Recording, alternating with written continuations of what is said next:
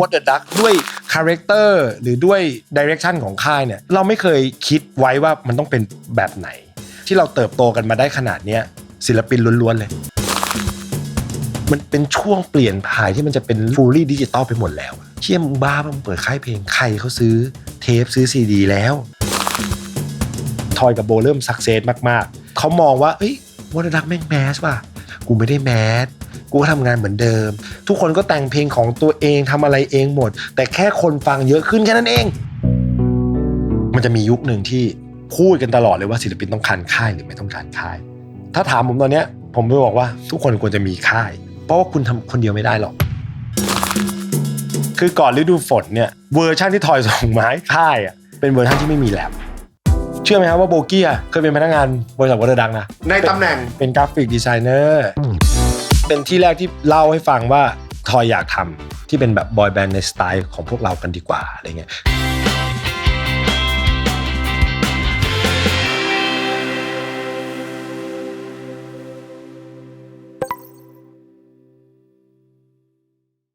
ผมชอบมากๆของ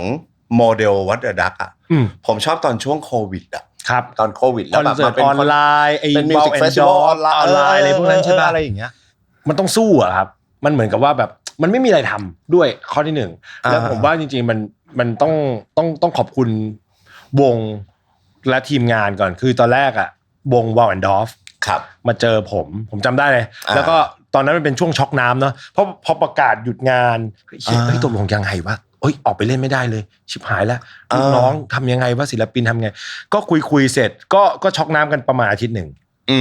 แล้วก็พอดีได้เจอวงวานดอฟบอกว่าผมโอเคผมก็พยายามโทรไปเช็ควงในค่ายว่าเป็นยังไงบ้างวะสถานการณ์แต่ละวงเป็นยังไงมึงจะไหวกันไหมเขาบอกผมโอเคพี่ผมยังพอมีเงินเก็บกันอยู่แต่ผมก็เป็นห่วงพวกพี่เทคพี่สาวคนเบื้องหลังจริงๆที่เขาบางทีเขาต้องใช้เงินวันต่อวันอะเวลาเขามารับงานเป็นเทคนิคเชียนอะไรเงี้ยคนพวกนี้บางทีเขาไม่น่าจะมีเงินออมเยอะเราจะทำยังไงช่วยเขาได้บ้างไหมผมก็ยังคิดไม่ออกหรอกว่าจะทำยังไงแต่แบบตอนนั้นอะเริ่มมีแบบพวกพี่ๆศิลปินชอบมาไลฟ์กันผ่าน YouTube ผ่าน Facebook ใช่แล้วก็ให้คนบริจาคอะไรเงี้ยแต่คราวเนี้ยผมก็รู้สึกว่าถ้าเราจะทำอะไรเราอยากจะแบบขายบัตรเลยเว้ยทำให้มันแบบเป็น proper concert เลยเหมือนเป็นโมเดล business เลยจะทำยังไงได้บ้างผมก็ต้องขอบคุณอีกท่านหนึ่งคนเนี้ยผมอยากให้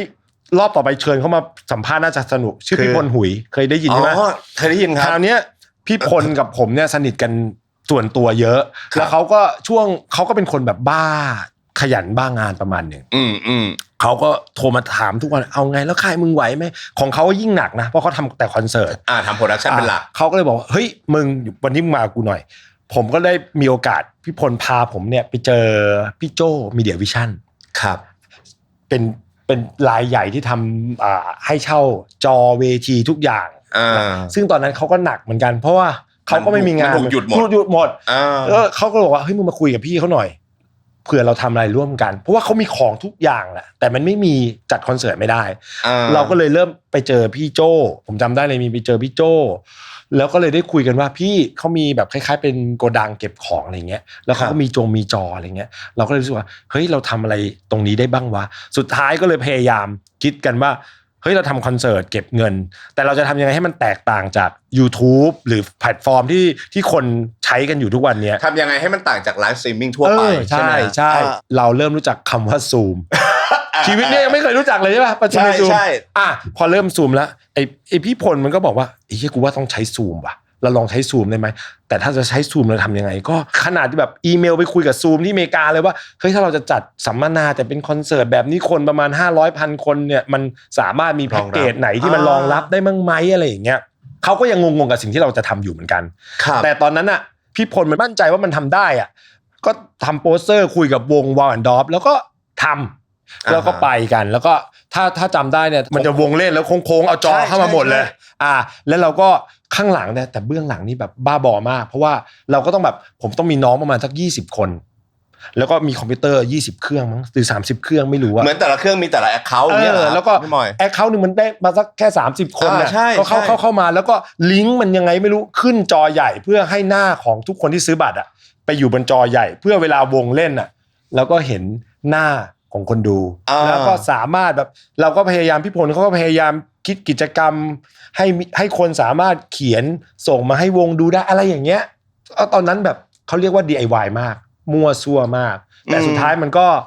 สักเซสนะผมว่าเพราะว่ามันโซเอาท์ด้วยแล้วก็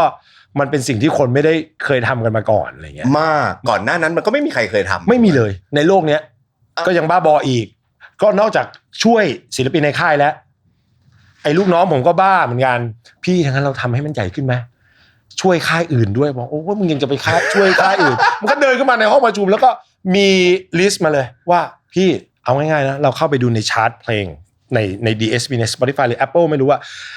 1-10 อ่ะมีวงอะไรอ่ะเราเชิญมาเลยจัดมิวสิกเฟสติวัลแม่งเลยก็ตอนนั้นก็เลยจัดเป็นมิวสิกเฟสติวัลออนไลน์ใช่ไหมครั้งแรกก็จะมีวงแบบจีแมนดาวทีลีเบิร์ดอิงวัลันทรเมอร์สครับเดอะทอยโบกี้ใช่ไหมแล้วก็ได้วงจากอังกฤษมาด้วยนะโอวันเดอร์ด้วยนะคุยกับชายฝรั่งแล้วก็ขอให้เขาทำเป็นวิดีโอมาเป็นสเปเชียลเกสด้วยทำเป็นมิวสิกอีเวนต์ยาวเหยียดแล้วซักเซสไหมครับซักเซสในแง่การได้ทำงานซักเซสในแง่ของการแบบได้แบรนดิ้งของค่ายได้การทำให้คนรู้จักว่าโอ้ยวัตเดอร์ดักนี่มึงบ้าบอนะมีคนมาสัมภาษณ์เต็มไปหมดเลย สื่อเมืองนอกมาสัมภาษณ์เลยอ่ะแบบ BBC มีอะไรเงี้ยมาสัมภาษณ์ว่าหุ้ยมึงทำคอนเสิร์ตออนไลน์ยังไงวะแต่ถ้าตอบในเชิงของแบบรายได้นะเจ๊งเลยแต่มันก็ได้เรียนรู้อะไรบางอย่างเพราะว่าเราไปคิดว่าแบบโอ้ยคอนเสิร์ตออนไลน์เราทำเนี่ยมันน่าจะคอสมันน่าจะไม่ได้แพงมากเพราะเราจัดแต่จริงๆแล้วมันแพงมหาศาลไม่ได้ต่างจากทำคอนเสิร์ตใหญ่เลยเพราะว่ามันต้องถมอ่ะคุณจะทำยังไงให้คนอยู่กับคุณประมาณ 6-7 ชั่วโมงอ่ะในจอนึงคุณจะทำยังไงพี่พลมันก็ถมแม่งทุกอย่างเลยมี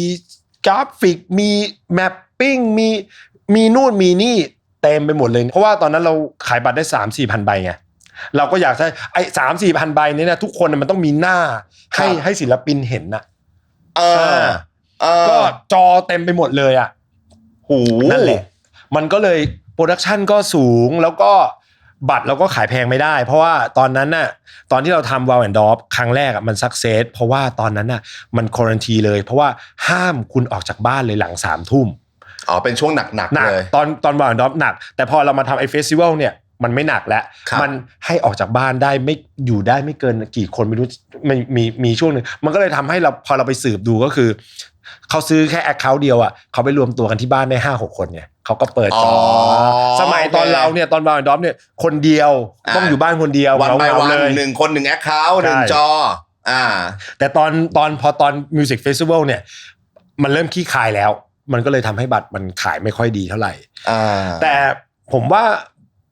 ถ้าถามว่ามันเป็นยังไงผมว่าผมกำไรนะผมว่าผมได้เรียนรู้อะไรบางอย่างจากการทำไอ้โปรดักชันแบบที่เป็นไลฟ์แบบเนี้ยแล้วมันก็เลยนำพาให้เราไปทำอย่างอื่นต่อถามพี่มอยแบบนี้เพราะว่าพี่มอยพอพี่มอยลงไปคลุกจริงๆแล้วว่าครับมันคงทดแทนกันไม่ได้หรอกแต่ว่ามันมีฟีลลิ่งอะไรที่มันแตกต่างจากออนกราวด์คอนเสิร์ตจริงๆมากครับพอเราทำงานที่มันอยู่บนโลกออนไลน์หรือมันออนไลน์ 100% นะพี่ผมว่ามันทดแทนไม่ได้มันแห้งกว่ากันเยอะเลยมันแห้งกันสุดๆเลยผมว่ามันได้นะมันศิลปินด้วยมันได้ตอนนั้นน่ะเพราะว่าสถานการณ์มันเป็นตอนนั้นนะมันแห้งนะมันแห้งเกินไปเพราะว่าเราเข้าไปอยู่ในสตูที่ทำเนี่ยมันเงียบไปหมดเลยมันก็มีเสียงร้องง่ายๆผ่านมิกแล้วก็ส่งเข้าไปมันไม่ได้มีเสียงกรี๊ดมันไม่มีเพื่อนมันไม่มีเบียร์โขกมันไม่มีเหงื่อมันไว้มันไม่ได้แต่มันแค่ทดแทนณเวลาตรงนั้นได้แต่ผมว่ามันคนละศาสตร์เลยแล้วก็ความรู้สึกมันไม่ได้อย่างวันนี้เองอะครับพี่มอย What the Duck เนี่ยก็คือจะมีพี่มอยมีพี่มอยมีพี่บอลมีพี่ออนหลักๆซึ่ง direction หรือว่าความชัดเจนวันนี้ของ What the Duck เนี่ยถ้าแบบสมมติว่าเฮ้ย character CI ของ What the Duck มันคืออะไรอย่างเงี้ยมันยากมากเลยเพราะว่าเราไม่ได้กำหนดไว้ตั้งแต่ต้นอ่ะนะเราแค่แบบโอเคสีค่ายเราแบบเป็ดเหลืองมันจะมีสีเหลืองสีดำอะไรเงี้ยถ้าเป็นสีที่เราเห็นนะแต่ด้วยคาแรคเตอร์หรือด้วยดิเรกชันของค่ายเนี่ยเราไม่เคยคิดไว้ว่ามันต้องเป็นแบบไหนทุกวันนี้ที่ผมว่าที่เราเติบโตกันมาได้ขนาดเนี้ยผมว่าเป็นเพราะ ศิลปินล้วนๆเลยผมยกเครดิตให้ศิลปินแล้วก็ทีมงานซะเยอะเราเป็นแค่คนซัพพอร์ตที่ดีเราทำหน้าที่เป็นคนซัพพอร์ตที่ดีแหละเพราะว่าผมจำได้ว่าตอนที่เราจะเปิดค่ายกันแรกๆที่คุยกัน3คนเนี่ยพี่บอลเนี่ยเราก็ต้องบอกว่าพี่บอลเขาเป็น A&R ในหน้าที่จริงๆในค่ายเราพี่บอลเนี่ยเขาเป็น A&R ก็คัดสรรและพัฒนาศิลปินต้นน้ำนี่คือพี่บอลเลยแล้วก็เป็นผมเนี่ยถ้าเขาเซ็นมาแล้วจัดการแล้วเนี่ยผมมาดูหลังจากทำเพลงเสร็จเนี่ยผมมาดูเรื่องมาร์เก็ตติ้งโปรโมแล้วก็พี่ออนจะเป็นคนหลังบ้านแล้วจะเป็นคนคอยดูเรื่องที่ผู้ชายไม่ค่อยทำกันอะเรื่องบัญชีเรื่องสัญญาเรื่องต่างๆให้บริษัทมันดำเนินการได้ให้มันถูกต้องเราแบ่งหน้าที่กันแบบนี้แต่ตอนนั้นที่เราเคยคุยกันพี่บอลเนี่ยเราเคยคุยแล้วว่าเราเป็นค่ายที่เรากำลังจะเพิ่งเปิดเมื่อ10 กว่าปีที่แล้วเนี่ยเราคงไม่ได้ไปทำอะไรสู้กับค่ายใหญ่ๆตอนนั้นคราวนี้เนี่ยในมุมมองของพี่บอลที่เราเห็นด้วยก็คือเรารู้สึกว่าศิลปินที่เราจะทรายเข้ามาอย่างน้อยเนี่ยข้อแรกเลยเนี่ยเขาต้องทำเพลงเองได้อันนี้คือจุดแรกเลยถ้าทำเพลงเองไม่ได้เนี่ยเขาไม่ผิดคงอาจจะไม่ได้เหมาะกับเราเพราะเราไม่ได้มีทีมงานที่ซัพพอร์ตเขาขนาดนั้นDNA ของเราคือเราต้องไปคัดสรรศิลปินใหม่ๆขึ้นมาแล้วเป็นคนที่แบบทำงานเพลงเองได้จริงๆ80-90%นะโอเคเราให้เราช่วยได้ให้เราช่วยหาโปรดิวเซอร์ได้หาคนมิกได้แนะนำได้แต่คุณต้องมาพร้อมกับงานของคุณและก้อนประมาณนึงให้เราเห็นแล้วเราจะไปซัพพอร์ตคุณต่ออันนี้คือ DNA อันแรกเลยเป็นก้าวแรกที่เราคุยกันแล้วก็ยังเป็นจนถึงทุกวันนี้นะวิธีการของเราดังนั้นเนี่ยพอไปตอบคำถามของพี่เอเนี่ยก็คือว่าผมว่าWhat the Duck เป็นจนถึงทุกวันนี้คาแรคเตอร์ต่างๆผมว่าด้วยตัวศิลปินน่ะเขาเชฟให้เรามาเป็นแบบนี้เพราะว่าถ้ามองไปเนี่ยถ้าเราจะบอกว่าเฮ้ยคาแรคเตอร์เราต้องเป็นอินดี้ป๊อปก็ไม่เพราะเรามีทั้งผมจำย้อนได้ว่าตอนแรกๆที่เราเซ็นศิลปินมาแรกๆเนี่ยเรามีทั้งวงเดอะฟลามิงโกและในขณะเดียวกันอยู่ดีๆพี่บอลก็บอกผมเล็งคนนี้ไว้ชาติสุชาติจาก The Voice เราก็แบบเชื่อจาก The Voice นี่จะเป็นยังไงวะแต่สุดท้ายเพลงแรกที่ทำให้คนรู้จักเรามากที่สุดเลยก็คือเพลงของชาติสุชาติการเดินทาง100 ล้านวิวแรกซึ่งก็เป็นดนตรีอะคูสติกโฟล์คป๊อปร้องสบายๆแมสซึ่งก็ไม่ได้คิดด้วยว่าจะดังนะเพลงนั้นนะผมว่า MV 30,000 บาทถ่ายที่บ้านผมจำได้คือผมก็เลยบอกว่าเราไม่ได้เคยคิดหรอกว่าคาแรคเตอร์ของเรามันควรจะเป็นยังไงเพราะว่าผมว่าเราให้มันเหมือนกับ What the Duck มันเป็นพื้นที่อ่ะให้น้องๆที่เราเชื่อในตัวเขาอ่ะเข้ามาช่วยพานำเราไปตรงนู้นตรงนี้เรามีทั้งชาติสุชาติสักพักนึงเรามีวงอย่างวาวแอนด์ดอฟเรามีวงอย่างเดอะทอยโบกี้เข้ามาพร้อมๆกันสักพักนึงป๊อปมากสักพักนึงพี่บอลเซ็นชันนุดมมาวงชันนุดมมาอย่างเงี้ยสักพักนึงพี่กอล์ฟฟักกิ้งฮีโร่ก็มาอยากจะมีอัลบั้มแรกในชีวิตอยากจะทำก็มาอยู่กับเราดังนั้นเนี่ยมันคงไม่ได้บอกว่าเราเป็นอินดี้อ่ะเราก็เป็นแค่คนที่ชอบเพลงแล้วก็คนที่เชื่อในตัวศิลปินคนรุ่นใหม่ๆนี่แหละแล้วเราก็มีพื้นที่ให้เขาแล้วก็มึงทำเลยมึงโปรดจงทำในสิ่งที่มึงเชื่อเพราะว่ากูเชื่อมึงดังนั้นเลยเซ็นน้องๆเข้ามาเดี๋ยวเราจะมาช่วยในทำที่สิ่งที่เราถนัดก็คือเรื่องการวางแผนการจัดการต่างๆพาสิ่งที่คุณทำเนี่ยไปถึงมือคนฟังให้ได้ผมว่าหน้าที่ผมมีแค่นี้แสดงว่ามันไม่ได้ถูกตีกรอบว่าเดอะดักจะต้องเป็นยังไงศิลปินจะต้องเป็นแนวไหนแบบไหนไม่เคยเลยเท่าที่เอไปอ่านเรื่องราวพี่มอยมานะครับคือจาก EMI นะครับเข้ามาลุยกับพี่บอลในฝั่งของ Believe ใช่ไหมครับไอ้วันที่อยากจะหยุดจาก Believe แล้วอยากจะมาเริ่มค่ายใหม่หรือเริ่มงานใหม่ตอนนั้นไอ้ค่ายใหม่ที่อยากจะทำตอนนั้นมันถูกคิดว่าอยากทำยังไงพี่อยากทำอะไรกับมันคือตอนนั้นเราก็แค่รู้สึกว่าเราเริ่มมีอายุมันก็ไม่ได้มีอายุมากมันก็ตอนนั้นผมจำได้ว่าผมประมาณ30นิดๆเพราะว่าตอนที่เราทำ Believe Record เนี่ยถ้ากล่าวถึงค่ายเก่าเนี่ยที่เราเคยไปทำเนี่ยตอนแรกคนจะชอบรู้ตอนแรกทุกคนที่เราเดินเจอเนี่ยเขาจะนึกว่าเป็นค่ายเราแต่จริงๆแล้ว Believe Record เนี่ยจริงๆแล้วเราเป็นลูกจ้างแต่เมื่อมันถึงวันนึงเราก็รู้สึกว่าได้ทำอะไรในสิ่งที่เราอยากทำ 100% ในการที่เราคิดว่าเฮ้ยมันควรจะทำแบบนี้สิมันควรจะทำแบบนี้สิเราก็ไปขอลากับเขาตรงๆแล้วเราก็อยากจะลองเริ่มมาทำอะไรใหม่ๆของเราเองจริงๆมันมีแค่นั้นเลยแล้ววันที่ตัวพี่มอยเองจะขึ้น What the Duck เนี่ยไอ้คำว่า What the Duck ไปฮันหรือว่าไปคุยกันยังไงครับกับพี่บอลกับพี่ออนมันกลายมาเป็น founder 3 คนจริงๆพี่บอลเนี่ยอยู่กับผมมา หลายช่วงชีวิตนะต้องบอกก่อนบางคนอาจจะไม่รู้คือจริงๆแล้วเนี่ยผมเรียนอยู่ศิลปากรมหาลัยตอนปริญญาตรีเนี่ยผมเรียนอยู่ศิลปากรคณะศึกษาศาสตร์ต้องเรียนจบมาเป็นครูนะจริงๆแล้วอ่ะซึ่งครูมอยซึ่งก็คือมีพี่บอลกับพี่เมื่อยพี่บอลกับพี่เมื่อยจะครับเขาเรียนศิลปากรใช่แล้วก็ผมเข้าไปปี1เนี่ยพี่บอลเรียนจบไปแล้วแต่เป็นแบบ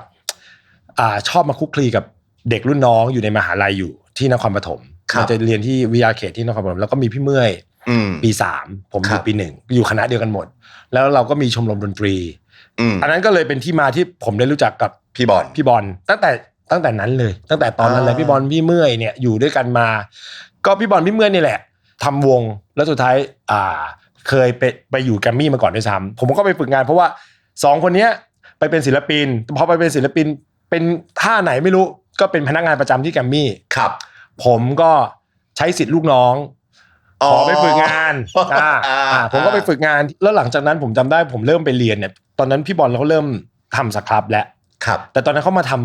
น่าจะมาทำแบบอินดี้อ่ะมาทำแบบทำกันเองกับพี่เมื่อยผมจำได้แล้วก็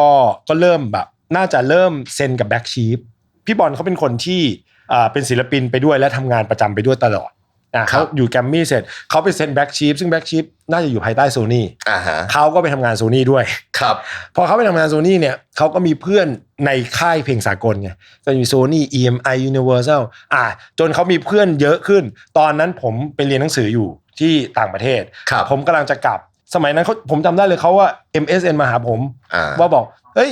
มอยจะเรียนจบหรือยังนะมอยเรียนอะไรอยู่อะไรเงี้ยผมว่าเนี่ยกำลังจะจบแล้วเขาเลยบอกเนี่ยมีคนเนี่ยมีค่ายเพลงที่นี่ที่เมืองไทยเนี่ยค่ายนี้เขากำลังหาคนอยู่เขาถามว่ามีใครไหมสนใจไหมเนี่ยก็เป็นงานแรกที่พี่บอลแนะนำให้ผมไปสมัครที่ EMI กลับมาปุ๊บผมไปสมัครผมก็ได้งานเลยก็ได้งานครั้งนึงแล้วก็ทำงานไปพอ EMI ปิดตัวไป3 ปีทำงานอยู่ตรงนั้น3 ปีมันเป็นช่วงที่พี่บอลก็น่าจะออกจากโซนี่แล้วมั้งตอนนั้นงานประจำเขาก็เริ่มมาทำอะไรค่ายเนี่ยแหละค่าย Believe เนี่ยมาทำกับพี่ฟั่นที่เป็นโปรดิวเซอร์เขาทำกันเสร็จแล้วกำลังจะเริ่มมีศิลปินแล้วก็เป็นคนทำเพลงกำลังจะทำค่ายแต่ไม่มีคนฝั่งเมเนจเลยไม่มีคนฝั่งทำมาร์เก็ตติ้งเลยเขาเลยโทรมาชวนว่าเฮ้ยคุณว่างๆอยู่ใช่ไหมแบบเพิ่ง EMI มันเพิ่งปิดใช่ไหมสนใจมาคุยกันไหมว่ามาทำค่ายเพลงไทยไหมพอตอนนั้นทำ Believe แรกๆเนี่ยมันก็เป็นค่ายใหม่มันก็ลำบากแหละมันไม่ได้แบบมีศิลปินดังเลยมันก็ต้องขวนขวายหาทำงานอย่างอื่นเบื้องหลังมากมันก็เลยเป็นที่มามีคนแนะนำให้รู้จักกับช่อง7ตอนนั้นพี่ออนทำงานอยู่ช่อง7ทำงานเกี่ยวกับละครดูแลละครของช่อง7ทั้งหมดเขาก็อยากจะเขียนเขาก็อยากหาคนแบบทำเพลงละครเราก็ไปรับงานละครรับงานทำเพลงละครให้เอาศิลปินอินดี้ทั้งหลายเนี่ยแต่งเพลงละครให้กับทางช่อง7แต่ตอนนั้นเนี่ยผมรู้จักพี่ออนแต่พี่บอลยังไม่รู้จักหมายถึงว่าพี่บอลยังไม่รู้จักกับพี่ออนใช่แล้วก็พอผม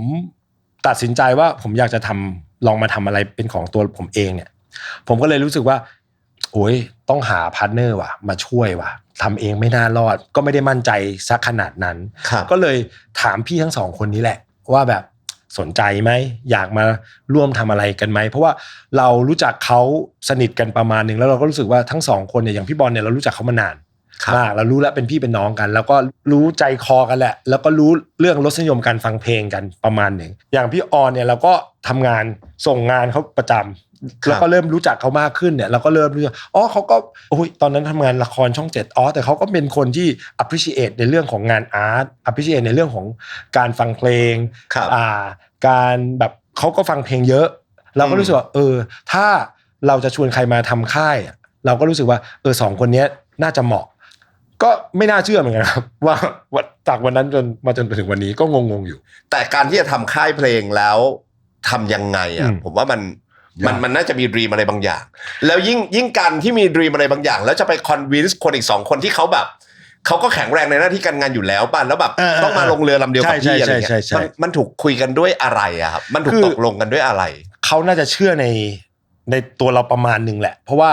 เขาน่าจะเห็นสิ่งที่เราทำมาแล้วก็สิ่งที่เรากำลังจะบอกว่าถ้างั้นถ้าเราจะทำเนี่ยผมขอทำสเกลประมาณนี้ ภาพที่ผมคิดไว้ว่าเราจะประมาณนี้ถ้าเราแย่เนี่ยเราจะเจ็บตัวกันประมาณนี้แหละแต่ผมคิดว่าเราไม่น่าแย่นะเพราะตอนนี้เราจะเริ่มทำตรงนี้ก่อนอะไรเงี้ยผมว่าน่าจะเป็นคนพูดซะเยอะผมจำได้ตอน first meeting กันนะที่คุยกันอะไรเงี้ยเขาก็เชื่อในตัวเรามั้งผมไม่รู้เหมือนกันเดี๋ยววันนี้เดี๋ยวจะกลับไปถามกันว่าพี่จำได้ป่าวว่าไอ้วันนั้นเราคุยอะไรกันบ้างอะไรเงี้ยแต่ผมก็คร่าวๆว่าทุกคนก็บอกว่าทำเหอะเพราะตอนนั้นมันก็เหมือนกับจะทำไม่ทำนะแบบมั่นใจไหมอะไรเงี้ยเพราะว่าบางทีเราถามคนข้างนอกเพื่อนพี่น้องเราบางคนเนี่ยเขาก็ไม่ได้สนับสนุนเท่าไหร่เพราะว่าณตอนนั้นมันเป็นช่วงที่วงการเพลงมันหมิ่นเหม่มากเพราะว่าเราไปบอกถามเพื่อนทุกคนบางคนบอกเชี่ยมึงบ้ามึงเปิดค่ายเพลงใครเขาซื้อเทปซื้อซีดีแล้วตอนนี้แต่ในขณะเดียวกันน่ะณตอนนั้นน่ะเรารู้สึกว่าถ้าคนที่ถามเรากลับมาแบบนี้แสดงว่าคุณไม่ได้อยู่ในวงการเพราะตอนนั้นน่ะเราเลิกพูดเรื่องเทปเรื่องซีดีแล้วเรากำลังพูดเรื่อง Spotify มันกำลังจะมาเมื่อไหร่วะ YouTube มันเริ่ม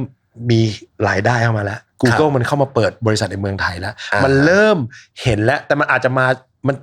มันจะมาแต่ไม่รู้มันมาช้ามาเร็วอะเครื่องไม้เครื่องมือเพื่อมาซัพพอร์ตเราอยู่เราเริ่มเห็นแล้วเราก็เลยรู้สึกว่าเนี่ยแหละอันนี้มันก็คือเหตุผลนึงเหมือนกันที่ผมเอาไปคอนวินพี่ๆเขา2คนว่าเฮ้ยมันมีทางนะในการเปิดค่ายเพลงยุคใหม่เนี่ยผมว่ามันพอมีทางถ้าเรามีระบบจัดการที่ดีเรามีแบบเราทำตัวให้มันลีนๆหน่อยอะว่าแบบเฮ้ยตอนนี้เทคโนโลยีมันสามารถทำให้เราประหยัดคอร์สได้นี่หว่าเราไม่จำเป็นต้องมีค่าโปรดักชันเป็นล้านเราไม่ต้องมีสตูดิโอในออฟฟิศเราก็ได้พี่เอเชื่อไหมตอนที่ผมเปิดค่ายแรกๆเปิดออฟฟิศเพื่อนฝูงมากันนะคำแรกมันถามเฮ้ยห้องอัดมึงอยู่ไหนวะห้องซ้อมดนตรีมึงอยู่ไหนวะแบบอยากเห็นเนี่ยมันดูคือภาพค่ายเพลงมันต้องมีครบทุกอย่างไม่มีกูมีแค่นี้ห้องกูแล้วก็ห้องเนี้ยกูมีพนักงาน5คนเนี่ยปีแรกเนี่ยกูมีแค่นี้ทำค่ายมา11ปีเนี่ยปีที่แล้วเนี่ยผมเพิ่งมีห้องอัดแล้วไม่ใช่ห้องอัดที่แบบพ็อปเพ้อด้วยนะเป็นห้องอัดแบบอัดเดโมสามารถมาอัดร้องแก้ได้หรืออัดได้เนี่ยเพิ่งมีปีที่แล้ว2 เดือนที่แล้วเพิ่งทำห้องซ้อมเพิ่งเริ่มมีเนี่ยทำค่ายมา11 ปีใช่เพิ่งเริ่มมี เพราะเรารู้สึกว่ามันไม่ได้จำเป็นมันไม่ได้แบบเป็นนี้ที่ศิลปินต้องการตอนที่เราเปิดค่ายณโมเมนต์นั้นน่ะตอนที่เราจะทำค่ายตอนนั้นนะครับผมถามว่าเด็กๆหรือศิลปินที่เราเซ็นน่ะเขาต้องการเหรอเขาอีเวนต์ว่าเรามีห้องอัดให้เขาอะเขาก็ไม่ได้จะมาใช้ด้วยซ้ำใช่ไหมอัลบั้มเดอะทอยอัลบั้มแรกผมว่าทอยทำเสร็จในโน้ตบุ๊กตัวเดียวด้วยซ้ำผมว่ามันเป็นเรื่องของ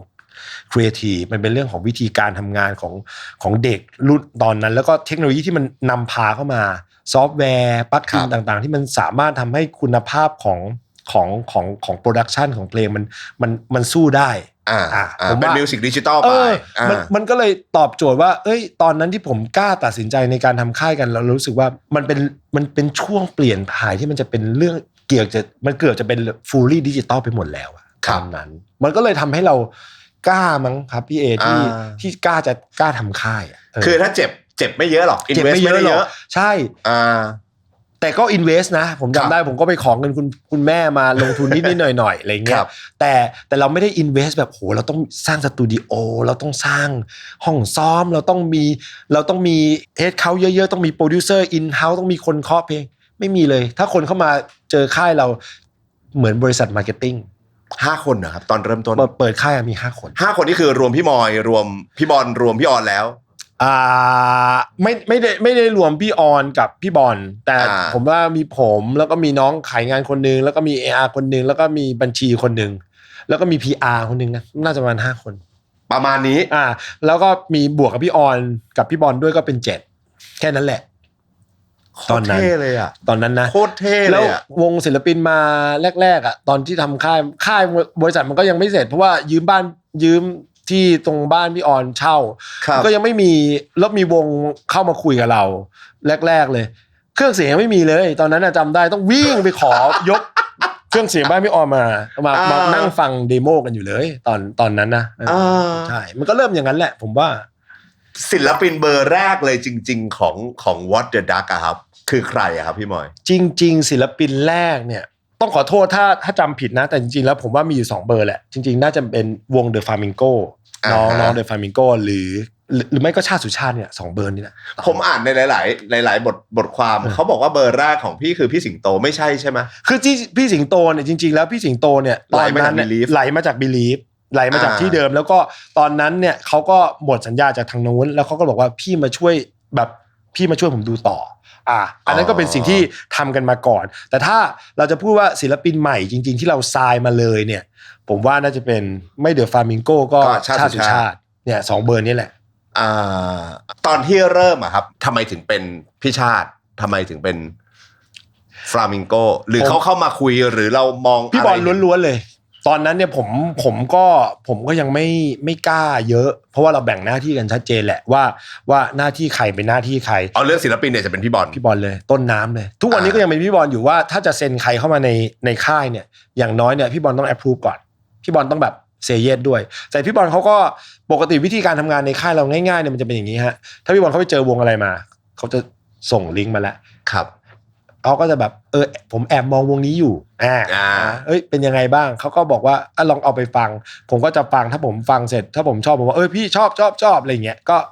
ประมาณนี้วิธีการทำงานเราจะเป็นประมาณนี้ครับเดอะฟลามิงโกก็เหมือนกันตอนนั้นผมว่าเดอะฟลามิงโกปล่อยเพลงแรกชื่อเพลงรันถ้าจำไม่ผิดนะล็อกเลยแล้วก็ดีมากแล้วพี่บอลก็บอกอุ้ยวงมันน้องมันดีนะแล้วก็ส่งเพลงรันมาให้เราครับแล้วเราก็ชอบเราก็เลยได้คุยกับน้องตอนนั้นจำได้เลย4คนเด็กมหิดลแล้วก็น่าจะเป็นวงแรกๆแหละที่เซ็นผมว่า The Flamingo ส่วนชาติเนี่ยพี่บอลก็ส่งมาแล้วบอกผมแอบมองคนนี้ไว้แต่อยู่ The Voice เขาก็บอกแต่ไม่มั่นใจนะเขาก็ถามว่าเราเป็นยังไงตอนนั้นน่ะผมว่าพอเรามาเปิดค่ายใหม่ๆมันเป็นอุปสรรคเหมือนกันในการที่เราจะเซ็นศิลปินที่เราอยากได้เพราะว่าพอเวลาคนเขามาคุยเขาก็จะมองว่าค่ายเราใหม่มึงมั่นใจอะไรวะมาดูบางทีบางคนเดินเข้ามาเชี่ยมึงไม่มีห้องอัดไม่มีอะไรพนักงานมัน 4-5 คนเองคือก็มีคนสนใจเราสนใจเขาแต่บางทีเขาก็เข้ามาคุยกับเราแล้วว่าเขาก็ไปที่อื่นแหละบางทีตอนนั้นนะผมก็เลยรู้สึกว่าตอนนั้นถ้าพี่บอลเสนออะไรมาผมเอาเกือบหมดเพราะตอนนั้นเราแค่รู้สึกว่าเราไม่อยากจะไปเซ็นศิลปินหรือไปแย่งศิลปินที่เขามีสังกัดอยู่แล้วก็ไปออฟเฟอร์เขาเพื่อมาอยู่ค่ายเราคือต้องการนิวที่จะเซ็นใหม่ๆแล้วต้องการแบบคนใหม่ๆเลยอย่างเงี้ยมันก็เลยยากนิดนึงในการช่วงแรกๆในการหาศิลปินจนพอชาติสุชาติมาวอลแอนด์ดอฟมาเสร็จทอยบูกี้น่าจะต่อจากชาติใช่น่าจะเป็นยุคแบบ 2-3 ปีนั้นมีวอลแอนด์ดอฟมาแล้ววอลแอนด์ดอฟเนี่ยก็ได้จากพี่เมื่อยสครับเนี่ยเขาไปจัดงานเขาชอบไปจัดงานเล็กๆคอนเสิร์ตเล็กๆของเขาแล้วเขาก็ไปเจอวงเนี้ยแล้วเขาก็ส่งมาให้ดูว่าเฮ้ยวงนี้ใช้ได้ว่ะอะไรเงี้ยพี่บอลก็ไปดูเราก็ไปดูแล้วรู้สึกเฮ้ยน้องมันใช้ได้ว่ะก็เลยได้เซ็นเมื่อส่วนมากมันจะได้มาจากแบบพี่บอยชอบอะไรในวาวเดอะดอฟผมชอบความเรียวๆของเขาครับความเรียวๆแล้วก็วิธีการซาวของเขาที่เป็นเอกลักษณ์ในยุคนั้นยุคแรกๆเลยเพราะว่าผมชอบเสียงกีตาร์ของน้ำวนนะเพราะเขาปิกกิ้งแบบดีมากเลยแล้วก็บวกกับเนื้อหาที่เขาเอามาเล่าผมว่ามันดูมีคาแรคเตอร์ดีแล้วก็ชอบวิธีความคิดของเขาวิธีการคือเขาตอนนั้นต้องบอกตามตรงว่าเขาก็เพิ่งปล่อยไม่กี่เพลงแต่เขาเริ่มมีแฟนแล้วผมชอบในการที่แบบเขามีคอมมูนิตี้ของเขาผมว่าวงแบบนี้สิวะที่แบบเป็นวงที่แบบทุกวันนี้วงดนตรีทุกวันนี้ที่เราจะเซ็นนอกจากที่เราจะดูจากว่าเฮ้ยมีเพลงที่ดีมีคาแรคเตอร์ที่ชัดแล้วเนี่ยผมว่าเราก็อยากเห็นวิธีการคอมมูนิตี้การดูแลแฟนคลับเขาเริ่มมีแฟนคลับมาดูตั้งแต่ยุคแรกๆเลยแล้วเขาก็มีวิธีการรักษาแฟนคลับเขาจนถึงทุกวันนี้อะไรเงี้ยผมรู้สึกว่ามันเรียลดีว่ะแล้วมันก็มีเซนส์ของคอมเมอร์เชียลด้วยไม่ใช่ว่าอินดี้อย่างเดียวเลยอะไรเงี้ยแต่เขาก็มีเซนส์ของคอมเมอร์เชียลด้วยว่าเขาอยากไปต่อนะพอเราได้คุยกับเขาเรารู้สึกได้ว่าเขาก็อยากไปขยับไปต่อจากสิ่งที่เขาเป็นอะไรเงี้ยอันนี้ก็เลยทำให้เรารู้สึกว่าเนี่ยวงนี้น่าสนใจ What the Dark ถ้าสมมติเราแบ่ง11ปีอะครับมันแบ่งได้สักประมาณสักผมเชื่อว่ากี่เอพิโซดกี่ยุคผมว่าน่าจะประมาณสัก3มั้ยน่าจะประมาณ3นะครับน่าจะเป็น3ถ้าผมมองเองช่วงเริ่มต้นก็จะเหนื่อยๆหน่อยหนืดๆหน่อยจนได้มาเจอเนี่ย เนี่ยตะเกียเล่าต่อว่าพอ The Flamingo มีพี่ชาติมีเป็นวาลดอฟครับซึ่งปีนั้นเนี่ยผมว่าน่าจะเป็นช่วงปี3หรือปีที่3ของค่ายนะถ้าจำไม่ผิดนะครับปีนั้นน่ะเราเซ็นวาลดอฟเราเซ็นทอยเราเซ็นโบกี้ในปีนั้นเลยปีเดียวเลยใช่น่าจะแสดงว่าปีนั้นน่าจะเป็นผมเชื่อว่า turning point มันน่าจะเป็นกึ่ง turning point ที่คนเริ่มเชื่อในตัวค่ายว่าค่าย What the Duck เนี่ยโอเคเขาเป็นค่ายเขาทำงานจริงจังนะเว้ยเขาแบบมีระบบจัดการเราทำเพื่อธุรกิจเราไม่ได้ทำเอาเท่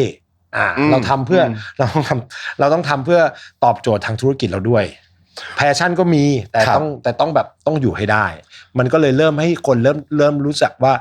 เราน่าจะเป็นแบบเป็นอีกตัวเลือกเล็กๆขึ้นมานิดนึงแล้วว่าเฮ้ยนอกจากค่ายอื่นๆแล้วเฮ้ยลองคุยกับ What the Duck ไหมสมัยก่อนอาจจะไม่ได้คุยไงสมัยก่อนเราอาจจะไม่ได้ไปอยู่ใน Top of Mind เขาสมัยก่อนเราอาจจะแบบยังไม่ได้ถึงพอเราเริ่มมีเพลงฮิตเราเริ่มมีศิลปินอื่นๆอีกที่เริ่มแบบปล่อยเพลงแบบทุกเดือนเราจะมี new release ออกคนมันก็จะน่าจะเริ่มเห็นแล้วแหละว่าเฮ้ยมึงทำจริงจังนี่ว่ามึงมีระบบผมว่าน่าจะเป็นเรื่องนี้มันสะสมมันเหมือนแบบเราต้องสะสมเครดิตนิดนึงคือ EP เนี้ยผมอยากบอกคนดูว่าเผื่อใครที่อาจจะอยากลองนะหรืออยากจะมีโน้ตฮาวเกี่ยวกับเรื่องของแบบ music business อยากขอความรู้จากพี่มอยไปด้วยเลยคืออย่างยุคแรกพี่มอย3 ปีแรกรายได้ของการทำค่ายเพลงมันมาจากไหนครับพี่อันนี้ถามแบบไม่รู้จริงๆหมายถึงว่าศิลปินมันก็ต้องเราน่าจะต้องแบบ invest ไปอยู่แล้วใช่ถูกไหมฮะใช่แล้วกว่าจะทำให้เขารู้จักเพลงฮิตหรือยังไม่แน่ใจงานจ้างจะมีไหมไม่รู้อะไรอย่างเงี้ยก็รายได้เรามันมาจากไหนมันยังไม่มีครับบางทีมันต้องรับงานเบื้องหลังบ้างทำเพลงบ้างผมว่ามันคล้ายๆกันหมดมันต้องเริ่มจากงานบางงานเหมือนไปรับงานเทเลเมดมาใช่บ้างเรามีทีมงานบ้างที่เราพอรู้จักบ้างเราก็ต้องเริ่มตรงนั้น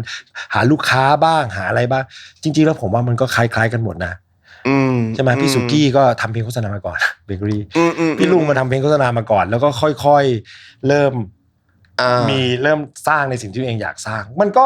กึ่งคล้ายๆกันแต่ตอนนั้นเราก็รับงานเบื้องหลังบ้างแล้วเราค่อนข้างรัดกุมในการ spending ในการทำในการใช้จ่ายในช่วงปีแรกๆเหมือนที่พี่มอยบอกว่าเราไม่ลงทุนอะไร MV ตัวแรกของพี่ชาติก็ 30,000 บาท 30,000 บาทคือใช้ครีเอทีฟน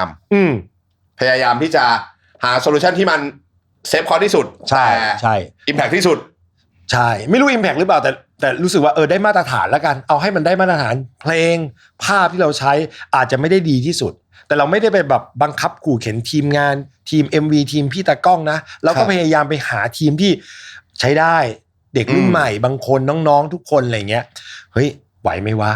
มีโลเคชั่นให้มึงคิดมามึงอยากได้โลเคชั่นประมาณนี้มึงไปถ่ายบ้านกูละอันนี้มาถ่ายตรงนี้นะก็ช่วยกันผมก็จำได้ว่าน้องๆที่ทำ MV 30,000ทุกวันนี้ตอนนี้เขาก็ทำ MV ตัวละ 5-6 แสนกันหมดแหละก็ยังเจอกันอยู่ทุกวันนี้อะไรอย่างเงี้ยซึ่งนั่นหมายถึงว่าโอเครายได้ในช่วงแรกรายได้จากศิลปินมันน้อยมากผมว่าปีแรกเนี่ยมันเป็นการลงทุนล้วนๆเลยแล้วถ้าเราโชคดีเราแม่นเราก็ปี2มันอาจจะเริ่มเข้ามาจุดเปลี่ยน turning point ที่สำคัญที่สุดของผมว่าตั้งแต่เราเริ่มมีการเดินทางเพลงแรกของพี่ชาติที่มัน100 ล้านวิวแรกอันนั้นเริ่มเป็น turning point มันเกิดอะไรขึ้นครับพี่ผมไม่เข้าใจเหมือนกันทุกวันนี้ไอ้เพลงนี้ว่ามันผมว่ามันคงถูกที่ถูกเวลาบอกไม่ถูกตอนฟังแรกๆก็ไม่รู้ว่ามันจะเวิร์กไหมวะก็เป็นเพลงเพราะเพลงหนึ่งผมว่ามันน่าจะเป็นเรื่องถูกที่ถูกเวลาเฉยๆสำหรับผมนะทำให้เพลงนั้นมันฮิตแล้วผลที่มันเกิดขึ้นกับค่ายหลังจากที่การเดินทางมันทำงานแล้วมันก็เลยทำให้คนเริ่มรู้จักค่ายมากขึ้นแล้วก็เริ่มแบบเพลงนี้What the Duck เหรอวะWhat the Duck มันมีแล้วมันมี The Flamingo ด้วยมีนู่นมีนี่ด้วยเฮ้ยเขามันก็เลยเป็นที่มาว่าพอตอนนั้นเราไปจีบวาลแอนดอฟผมเชื่อว่าณตอนนั้นเราไปจีบวาลแอนดอฟผมว่าก็มีค่ายอื่นจีบแต่พอวาลแอนดอฟเขาเปิดมาเขาก็รู้สึกว่ามันมีพี่ชาติมีเดอะฟามันจะมีเดอะทอยมีอะไรเขาก็รู้สึกว่าค่ายนี้มันน่าจะมีอะไรนะก็เลยมันก็เลยดึงดูดให้เราได้วงที่เราอยากเซ็นเข้ามาอยู่ในค่ายเรามากขึ้นแหละผมว่าตอนพี่ชาติใน What the Duck ตอนนั้นใครดูแลครับหมายถึงว่าในแง่ของดนตรีใครเป็นโปรดิวเซอร์พี่บอลครับ พี่บอลไม่ได้เป็นโปรดิวซ์หรอกพี่บอลคือชาติเขาผมจำได้ว่าการเดินทางเขามาเสร็จหมดแล้วเขาทำของเขามาแล้วมีเนื้อร้องทำนองอะไรเรียบร้อยแล้วแต่ถ้าจำไม่ผิดเนี่ยเพลงนี้น่าจะให้พี่ฟั่นโกมลบุญเพ็ญผลเนี่ยที่เป็นโปรดิวเซอร์สครับนี่แหละไปโปรดิวมั้งผมไม่มั่นใจแต่น่าจะเป็นอย่างนั้นนะใช่แต่ส่วนมากอ่ะเพลงของชาติสุชาติเนี่ยเขาจะมีเนื้อร้องทำนองมาเสร็จหมดแล้วแต่เขาอาจจะแบบโปรดักชันเองจบไม่ได้เราก็อาจจะต้องหาโปรดิวเซอร์มาช่วยทำให้มันเต็มครับหลังจากนั้นก็จะมีวาร์นดอฟซึ่งวาร์นดอฟก็ทำกันเองมาอยู่แล้วเหมือนกัน 100% เลยผมก็แฮปปี้ในเวนั้นหมายถึงว่าโดยเฉพาะวงอย่างเนี้ยวงอย่างวาร์นดอฟเนี่ยชัดเจนเลยคือเขาเริ่มโตอย่างที่บอกเขาโตของเขามาเขาน่าจะมี EP แรกของเขานะแล้วเขาก็เริ่มอย่างที่บอกไงเขามีคอมมูนิตี้ของเขาดังนั้นเขาจะรักษาความเป็นคอมมูนิตี้ของเขาไว้มากประมาณนึงเขาก็แคร์แฟนคลับแคร์คอมมูนิตี้เขาเรามีหน้าที่แค่ซัพพอร์ตเขาอะแล้วผมว่าอย่างวาวแอนด์ดอมเนี่ยเป็นวงที่เขาคิดมาหมดแล้วดังนั้นเนี่ยเราแทบจะไม่แตะอะไรเขาไม่ได้เลยเพราะว่าเขาวางแผนเขาไว้หมดเคยอยากแตะไหมฮะแบบเคยนิดนึงนะก็เคยแต่ก็สุดท้ายก็มีการดิสคัสกันมากขึ้นบางทีแบบคือแบบบางทีเราก็แตะบ้างเฮ้ยลองขยับปล่อยเพลงแบบนี้ไหมอะไรแบบนี้ไหมแต่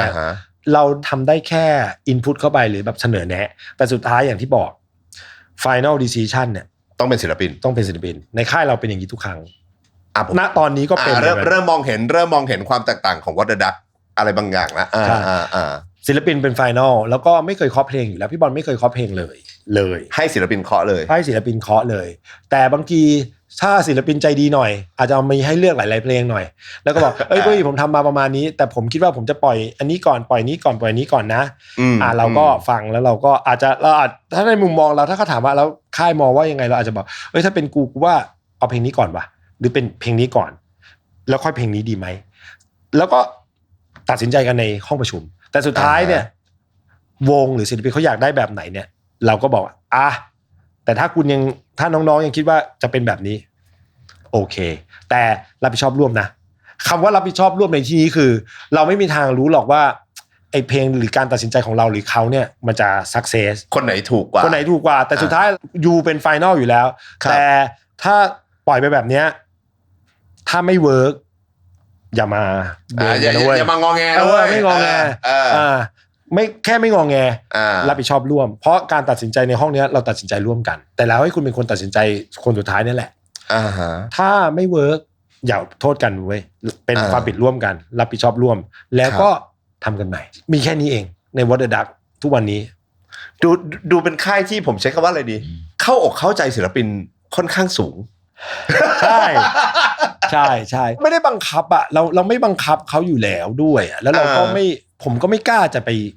เคาะอะไรกันขนาดนั้นหรอกไม่มีใครกล้าจะแบบตัดสินใจได้หรอกว่าเพลงนี้จะซักเซสกว่าเพลงนี้มันไม่มีเรื่องเพลงดีหรือเพลงไม่ดีอยู่แล้วทุกวันนี้มันเป็นเพลงแค่ว่า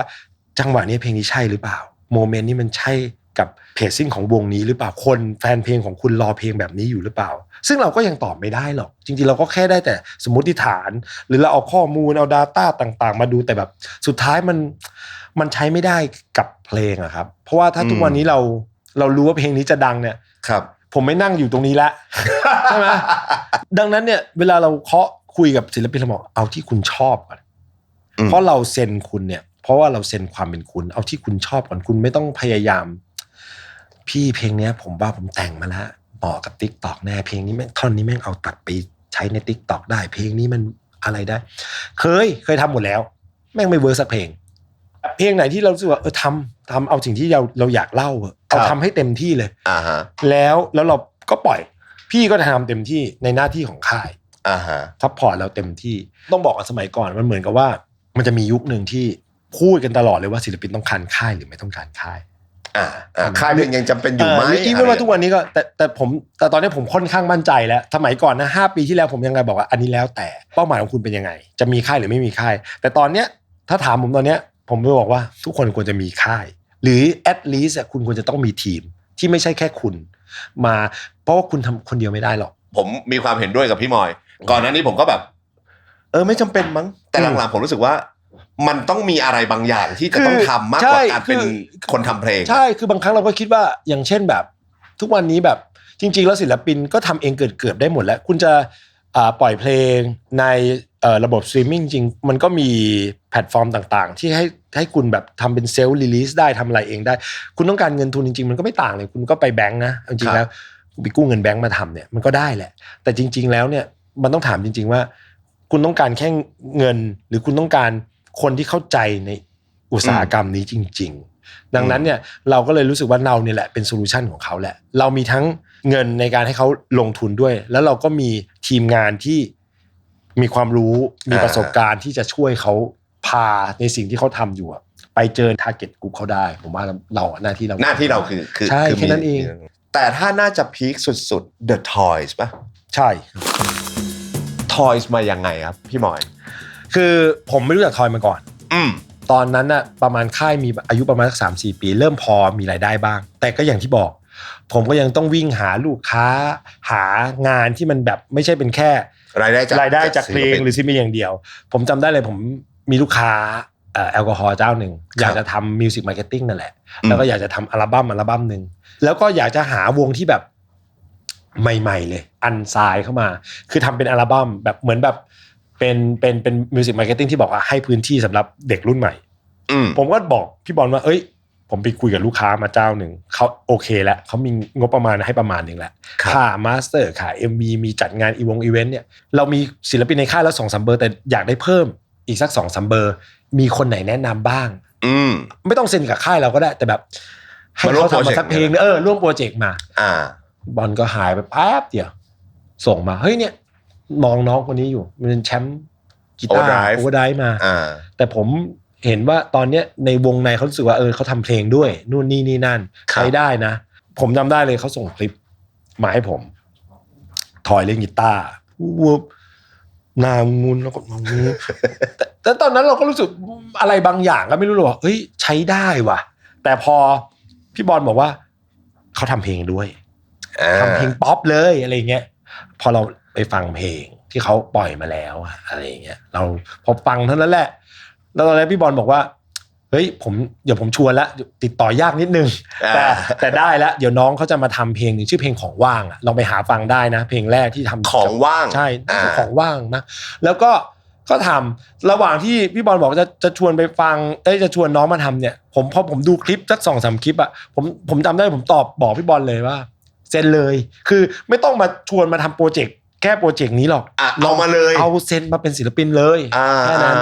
ก็พี่บอลบอกเอางั้นเลยใช่ไหมอะไรเงี้ยแบบเวลาปกติเวลาพี่บอลจะเซ็นศิลปินเขาจะใช้เวลาในการแอบดูศิลปินนานเหมือนกันอันนี้คือวิธีของพี่บอลแต่ตอนนั้นผมรู้สึกว่าเชี่ยพี่ของแล้วเหมือนของดีว่ะก็เลยบอกช่วยเลยช่วยนัดมาหน่อยเขาบอกอยากได้ก็นัดมาให้ก็โอ้โหแต่กว่าจะนัดได้ก็นานใช่ไหมครับก็นานเหมือนกันก็จนเจอทอยแล้วก็คุยกันก็ไม่ได้รู้สึกว่า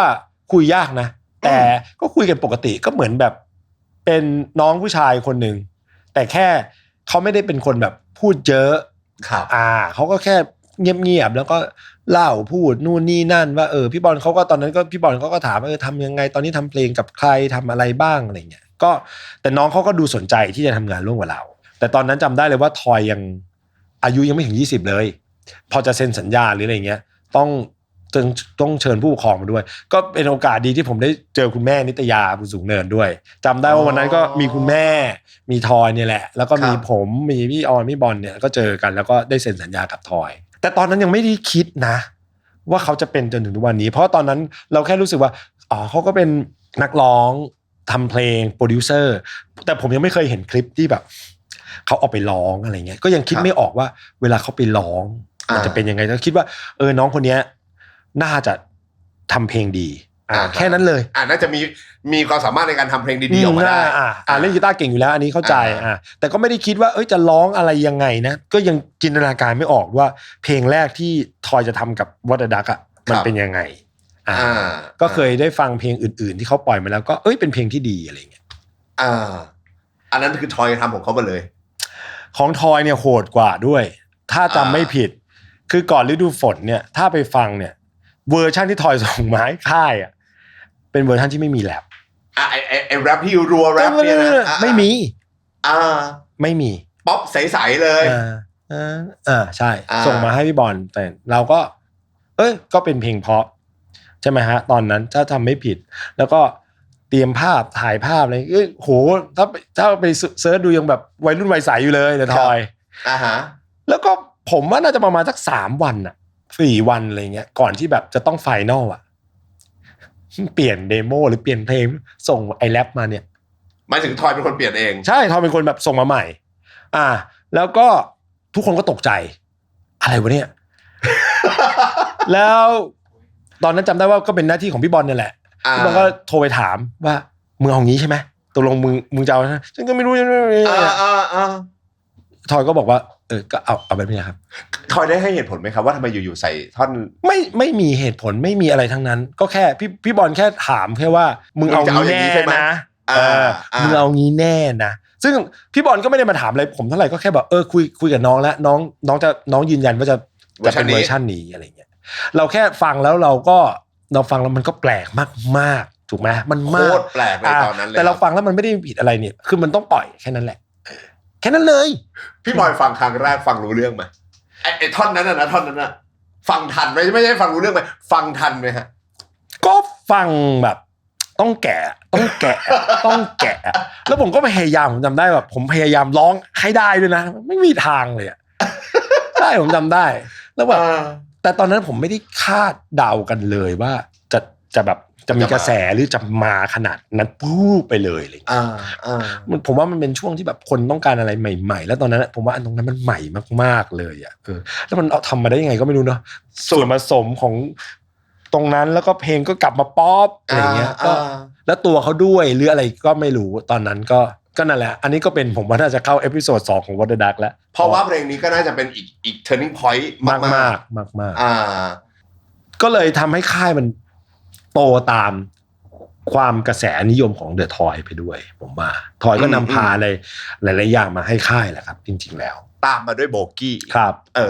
โบกี้ก็เปรี้ยงชิเป่งเลยอะไรอย่างเงี้ยแต่โบกี้เนี่ยยากไหมพี่ยากคือไม่ได้ยากอย่างนั้นแต่แบบเชื่อไหมว่าเอาจริงแล้วโบกี้เซ็นสัญญาก่อนทอยนะจริงเหรอใช่ไล่เลี่ยกันเดือนเดียวกันแต่โบกี้เซ็นก่อนผมจำได้ว่าเซ็นเสร็จแล้วเขาเจอกันเนี่ยผมยังไปนั่งกินชาบูกันเนี่ยกับน้อง2 คนตอนนั้นตอนเด็กๆเลยแต่เขาเซ็นไล่เลี่ยกันแต่ถ้าจำไม่ผิดนะโบกี้เซ็นก่อนแล้วก็โบกี้ก็เป็นสตอรี่นึงที่ไม่ได้คิดเลยว่าจะได้เซ็นโบกี้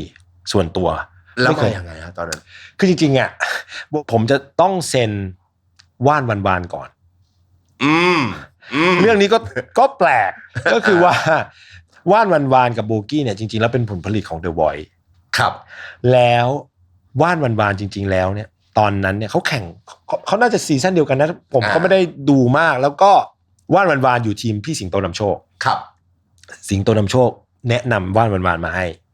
แล้วก็มาคุยกันที่ออฟฟิศ 2-3 รอบจะทำแต่ยังไม่ได้ทำกันสักทียังแบบหาโมเดลหรือแบบอะไรกันสักอย่างไม่รู้แล้วก็หายกันไปแต่จำได้ว่าตอนในห้องประชุมตอนที่มีน้องว่านมานั่งคุยแล้วก็นั่งคุยกับพี่บอลด้วยก็นั่งคุยกันแล้วพี่บอลก็เลยถามว่าเฮ้ยโบกี้นี่น้องว่านหรือเปล่าบอกใช่ค่ะอะไรเงี้ยแล้วก็ยังจำว่านได้เลยบอกว่าแต่น้องหนูมันติดพี่ให้ทำอะไรไปก่อนอะไรอย่างเงี้ยแต่ตอนนั้นผมจำได้ว่าผมไม่รู้จักทั้งว่านทั้งโบกี้หรอกแต่พี่บอลน่ะบอกว่านไปว่าฝากบอกน้องด้วยว่าพี่เป็นแฟนเพลงคือสมัยก่อนตอนที่โบกี้ก่อนที่จะมาเป็นแบบนี้โบกี้เขามีวงที่ประกวดฮอตเวฟเขาก็แค่ทักไปบอกว่านว่าก็ว่านก็บอกว่าพี่แต่น้องหนูมันติดตอนนั้นโบกี้น่าจะยังเรียนอยู่มหิดลดนตรีอยู่ผมก็แค่นั้นผมแค่รู้ว่ามีว่านมีโบกี้นะแล้วก็หายกันไปแล้วจนวันนึงเนี่ยพี่บอลหรือใครไม่รู้ส่งคลิปวิดีโอเหมือนกับโบกี้เขาต้องเรียนจบมหิดลคณะดนตรีดุริยางค์แล้วเขาต้องทำแบบเหมือนจบเหมือนโปรเจกต์จบเขาคือเขาแต่งเพลงแล้วเขาทำ MV ทำภาพแล้วพอผมเห็นเพลงนั้นนะแล้วก็ภาพที่เขาทำแล้วก็มีคนบอกว่าอันเนี้ยโบกี้ทำเองหมดเลยพอผมเห็นแค่นั้นผมก็บอกพี่บอลเลยบอกเซ็น ใช่ ถ้าคุณทำได้ขนาดเนี้ยต้องมาแล้วแหละเพราะเราตอนนั้นเราก็ไม่มีศิลปินผู้หญิงด้วยใช่แล้วจริงๆผมว่าศิลปินผู้หญิงทำยากมากในมุมมองของคนทำค่ายนะครับสำหรับทำไมผมบอกไม่ถูกเหมือนกันผมว่าศิลปินวงก็ไม่ทำมาแล้วศิลปินชายเดี่ยวก็เพิ่งเคยทำมากันหลายคนแล้วแต่ศิลปินเดี่ยวผมผู้หญิงผมว่าทำยากแต่ดีเทลมันเยอะกว่าดีเทลมันเยอะด้วยแล้วก็วิธีการอะไรหลายๆอย่างมันทำยากกว่าเอาจริงๆแล้วเนี่ยถ้าจริงๆถ้าไปดูจริงๆแล้วตาม data จริงๆแล้วว่าแฟนเพลงจริงๆเนี่ยในโลกนี้จริงๆแฟนเพลงผู้หญิงเยอะกว่าดังนั้นเนี่ยเราทำศิลปินชายง่ายกว่าเราจะทำศิลปินผู้หญิงยังไงให้ผู้หญิงด้วยกันชอบใช่ของโบกี้ผมว่าก็ไม่ช้าไม่เร็วแต่โบกี้พอมาเซ็นกับเราเนี่ยครับเชื่อไหมว่าเพลงแรกThe Toy Produce นะเหรอใช่ The Toy Produce เพลงแรกเลยว้าวใช่ที่โบกี้อยู่ในอ่างน้ำใช่ไหมมีอยู่ในอ่างน้ำใช่แล้วก็เป็นเพลงที่ดีเลยแต่อย่างที่บอกผมว่าพอเป็นศิลปินหญิงมันก็แอบทำยากเราก็ไม่ค่อยเคยทำด้วยจะเป็นเรื่องสไตล์หรือจะเป็นเรื่องคาแรคเตอร์อย่างเงี้ยเราก็งงอยู่ประมาณนึงหมายถึงว่าตัวผมเองผมก็ไม่ได้ถนัดอันนี้ก็ต้องยอมรับตอนทำแรกๆแต่ผมว่าตัวน้องโบเขาก็รู้แหละว่าเขาทำอะไรได้บ้างเขาก็พยายาม develop ตัวเขาแต่ผมจำได้เลยว่าของโบนี่คือปล่อยเพลงแรกปุ๊บแล้วหายไปเลยใช่ก็ให้กำลังใจกันแหละพี่บอลก็เป็นคนคุยกับโบว่าเอ้ยกลับมาทำแบบเขาก็ค่อยๆไปเก็บเกี่ยวทำเพลงเพิ่มเติมครับจนกลับมาพร้อมกับแบบ 4-5 เพลงแล้วก็ค่อยๆปล่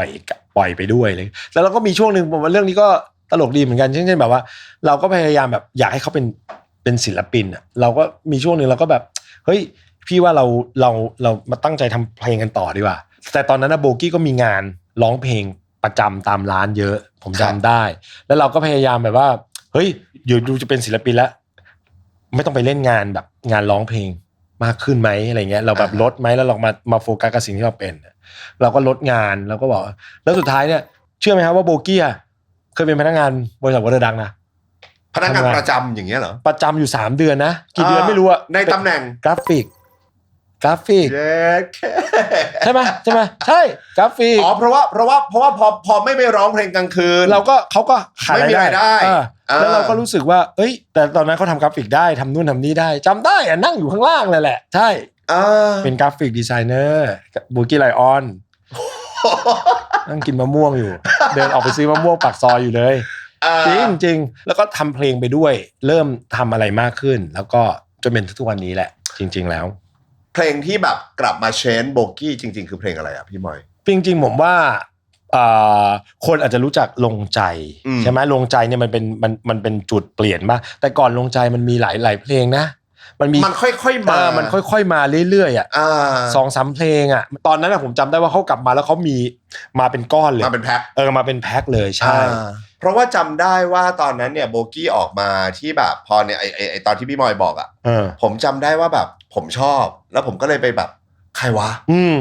แล้วผมก็เลยไปแบบอ๋อเหรอThe Voice เฮ้ยทำเองเหรอวะอะไรอย่างเงี้ยแล้วแบบชอบอะไรอย่างเงี้ยแล้วโบกี้นี่หนักกว่าทุกคนเลยคือไอ้ทำเองนี่ทำเองทุกอย่างจริงๆนะพี่คือทุกอย่างนะหมายถึงว่าอาร์ตเวิร์กนี่ทำเอง 100% นะ 100% คือทั้งเรื่องของมิวสิกโปรดักชันทั้งเรื่องของตัวอาร์ตเวิร์กโปรดักชันคือทุกอย่างทำเองสมมติว่าวันนี้มีถ่ายรูป PR ถ้าเขาถ่ายเองได้เขาถ่ายไปแล้วเขาถ่ายไม่ได้ไงเขาก็ต้องมีตากล้องแล้วเขาก็มีมอนิเตอร์ตรงนี้คอยดูเขาแล้วเขาก็จะเป็นคนดูเองว่าได้ปุ๊บได้เสร็จปุ๊บเอาไฟล์กลับไปรีทัชเองกลับไปทำสีกลับไปทำอะไรเองส่งมาให้ค่ายมีหน้าที่อย่างเดียวส่งต้องออกแต่เขาทำเองหมดทุกอย่างใช่ proof เองด้วย approve เองด้วยโอ้ยแน่นอน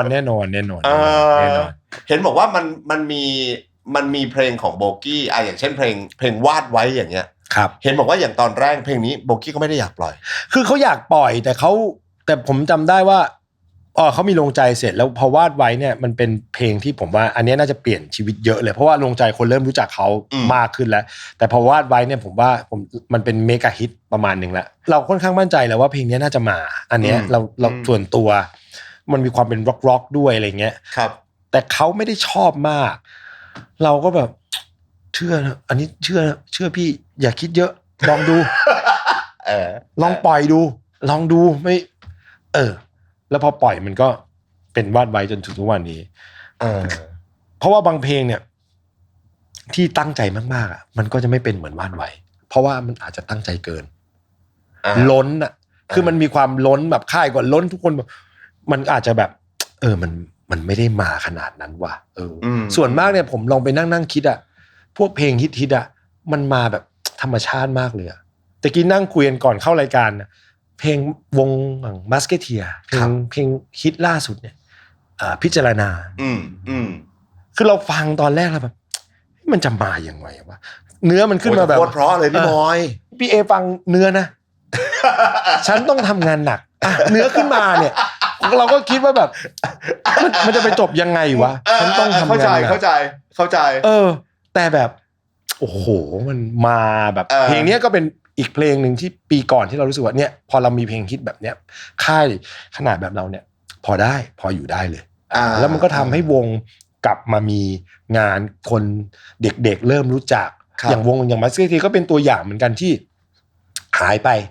แล้วก็กลับมาด้วยเพลงนี้แล้วก็กลายเป็นว่าพวกแบ็คแคตตาล็อกเขาคนเริ่มกลับมากลายเป็นว่าทุกวันนี้ผมถามวง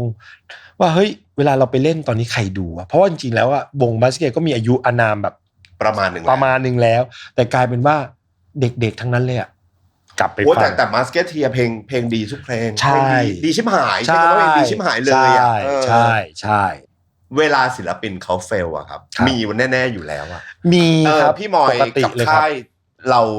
ดูแลฮีลให้กำลังใจกันยังไงอะครับผมว่าหลากหลายนะแล้วแต่ศิลปินในค่ายเรามีประมาณทั้ง25 ถึง 30ศิลปินนี่แหละตอนนี้ดังนั้นเนี่ยแต่ละศิลปินไม่เหมือนกันเลยดูแลไม่เหมือนกันเราดูแลเต็มที่แต่บางศิลปินก็เขาเข้มแข็งครับพี่ไม่ต้องมายุ่งกับผมไม่ต้องมาชวนเจอไม่ต้องมาชวนกินข้าวเดี๋ยวผมเสร็จงานเดี๋ยวผมส่งงานถึงเวลาผมมาเองบางประเภทก็ต้องเจอบ่อยหน่อยถามสุขดิบเยอะหน่อยโทรหาบ้างติดต่อบ้างมาเจอบ้างจริงๆแล้วก็หลายรูปแบบโอเคแต่สิ่งที่เราพยายามบอกบางทีผมก็ไม่ได้เป็นคนดูแลคนเดียวก็มันจะมีน้องๆมาร์เก็ตติ้งพี่ๆ A&R หลายๆคนที่อยู่กับศิลปินบ่อยกว่าเราเนี่ยแต่สิ่งที่เราคุยกันเสมอเราก็จะบอกว่าเวลาเราฮิวใจหรือเราดีลกับศิลปินสิ่งหนึ่งเลยผมว่าเราต้องไม่โกหกเขาอะ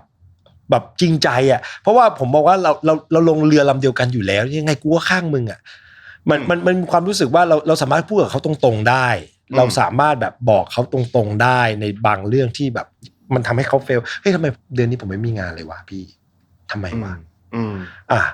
เราก็ต้องบอกทำไมวะตอนนี้เองเป็นอย่างนี้วะ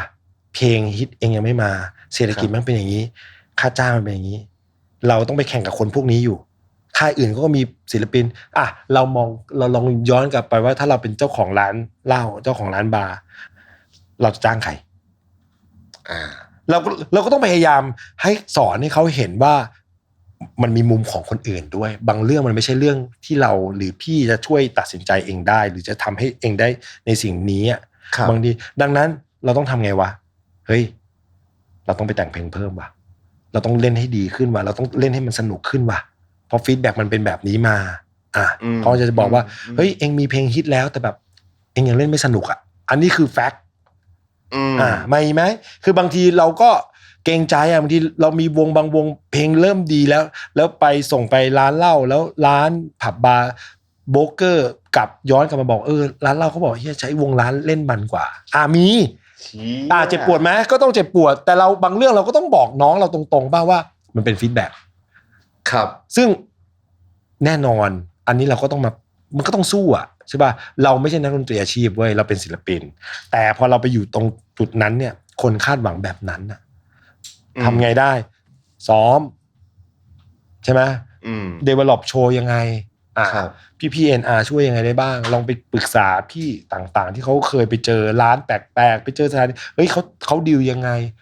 ควรจะเปลี่ยนซองลิสต์ไหมถ้าไปเจอที่แบบนี้เล่นในห้างเป็นยังไงเล่นในร้านโรงเบียร์เป็นยังไงคุณต้องศึกษาด้วยอะไรอย่างเงี้ยผมว่ามันเป็นเรื่องพวกนี้มากกว่าที่เราเวลาเราฮิวใจศิลปินเราพยายามคลี่ให้เขาเห็นว่าปัญหาจริงๆมันเป็นยังไงเราจะไม่พยายามเลี้ยงลูกแบบโปรเทคเขามากเกินไปเพราะสุดท้ายยังไงเขาก็รู้ทุกวันนี้ปกติค่ายเราจะมีคล้ายๆเป็นรีไวซ์แบบพอปล่อยเพลงไปแล้ว1เดือนครึ่งเนี่ยเราจะเชิญศิลปินมาคุยแล้วว่าแบบปล่อยเพลงเป็นยังไงฟีดแบ็กเป็นยังไง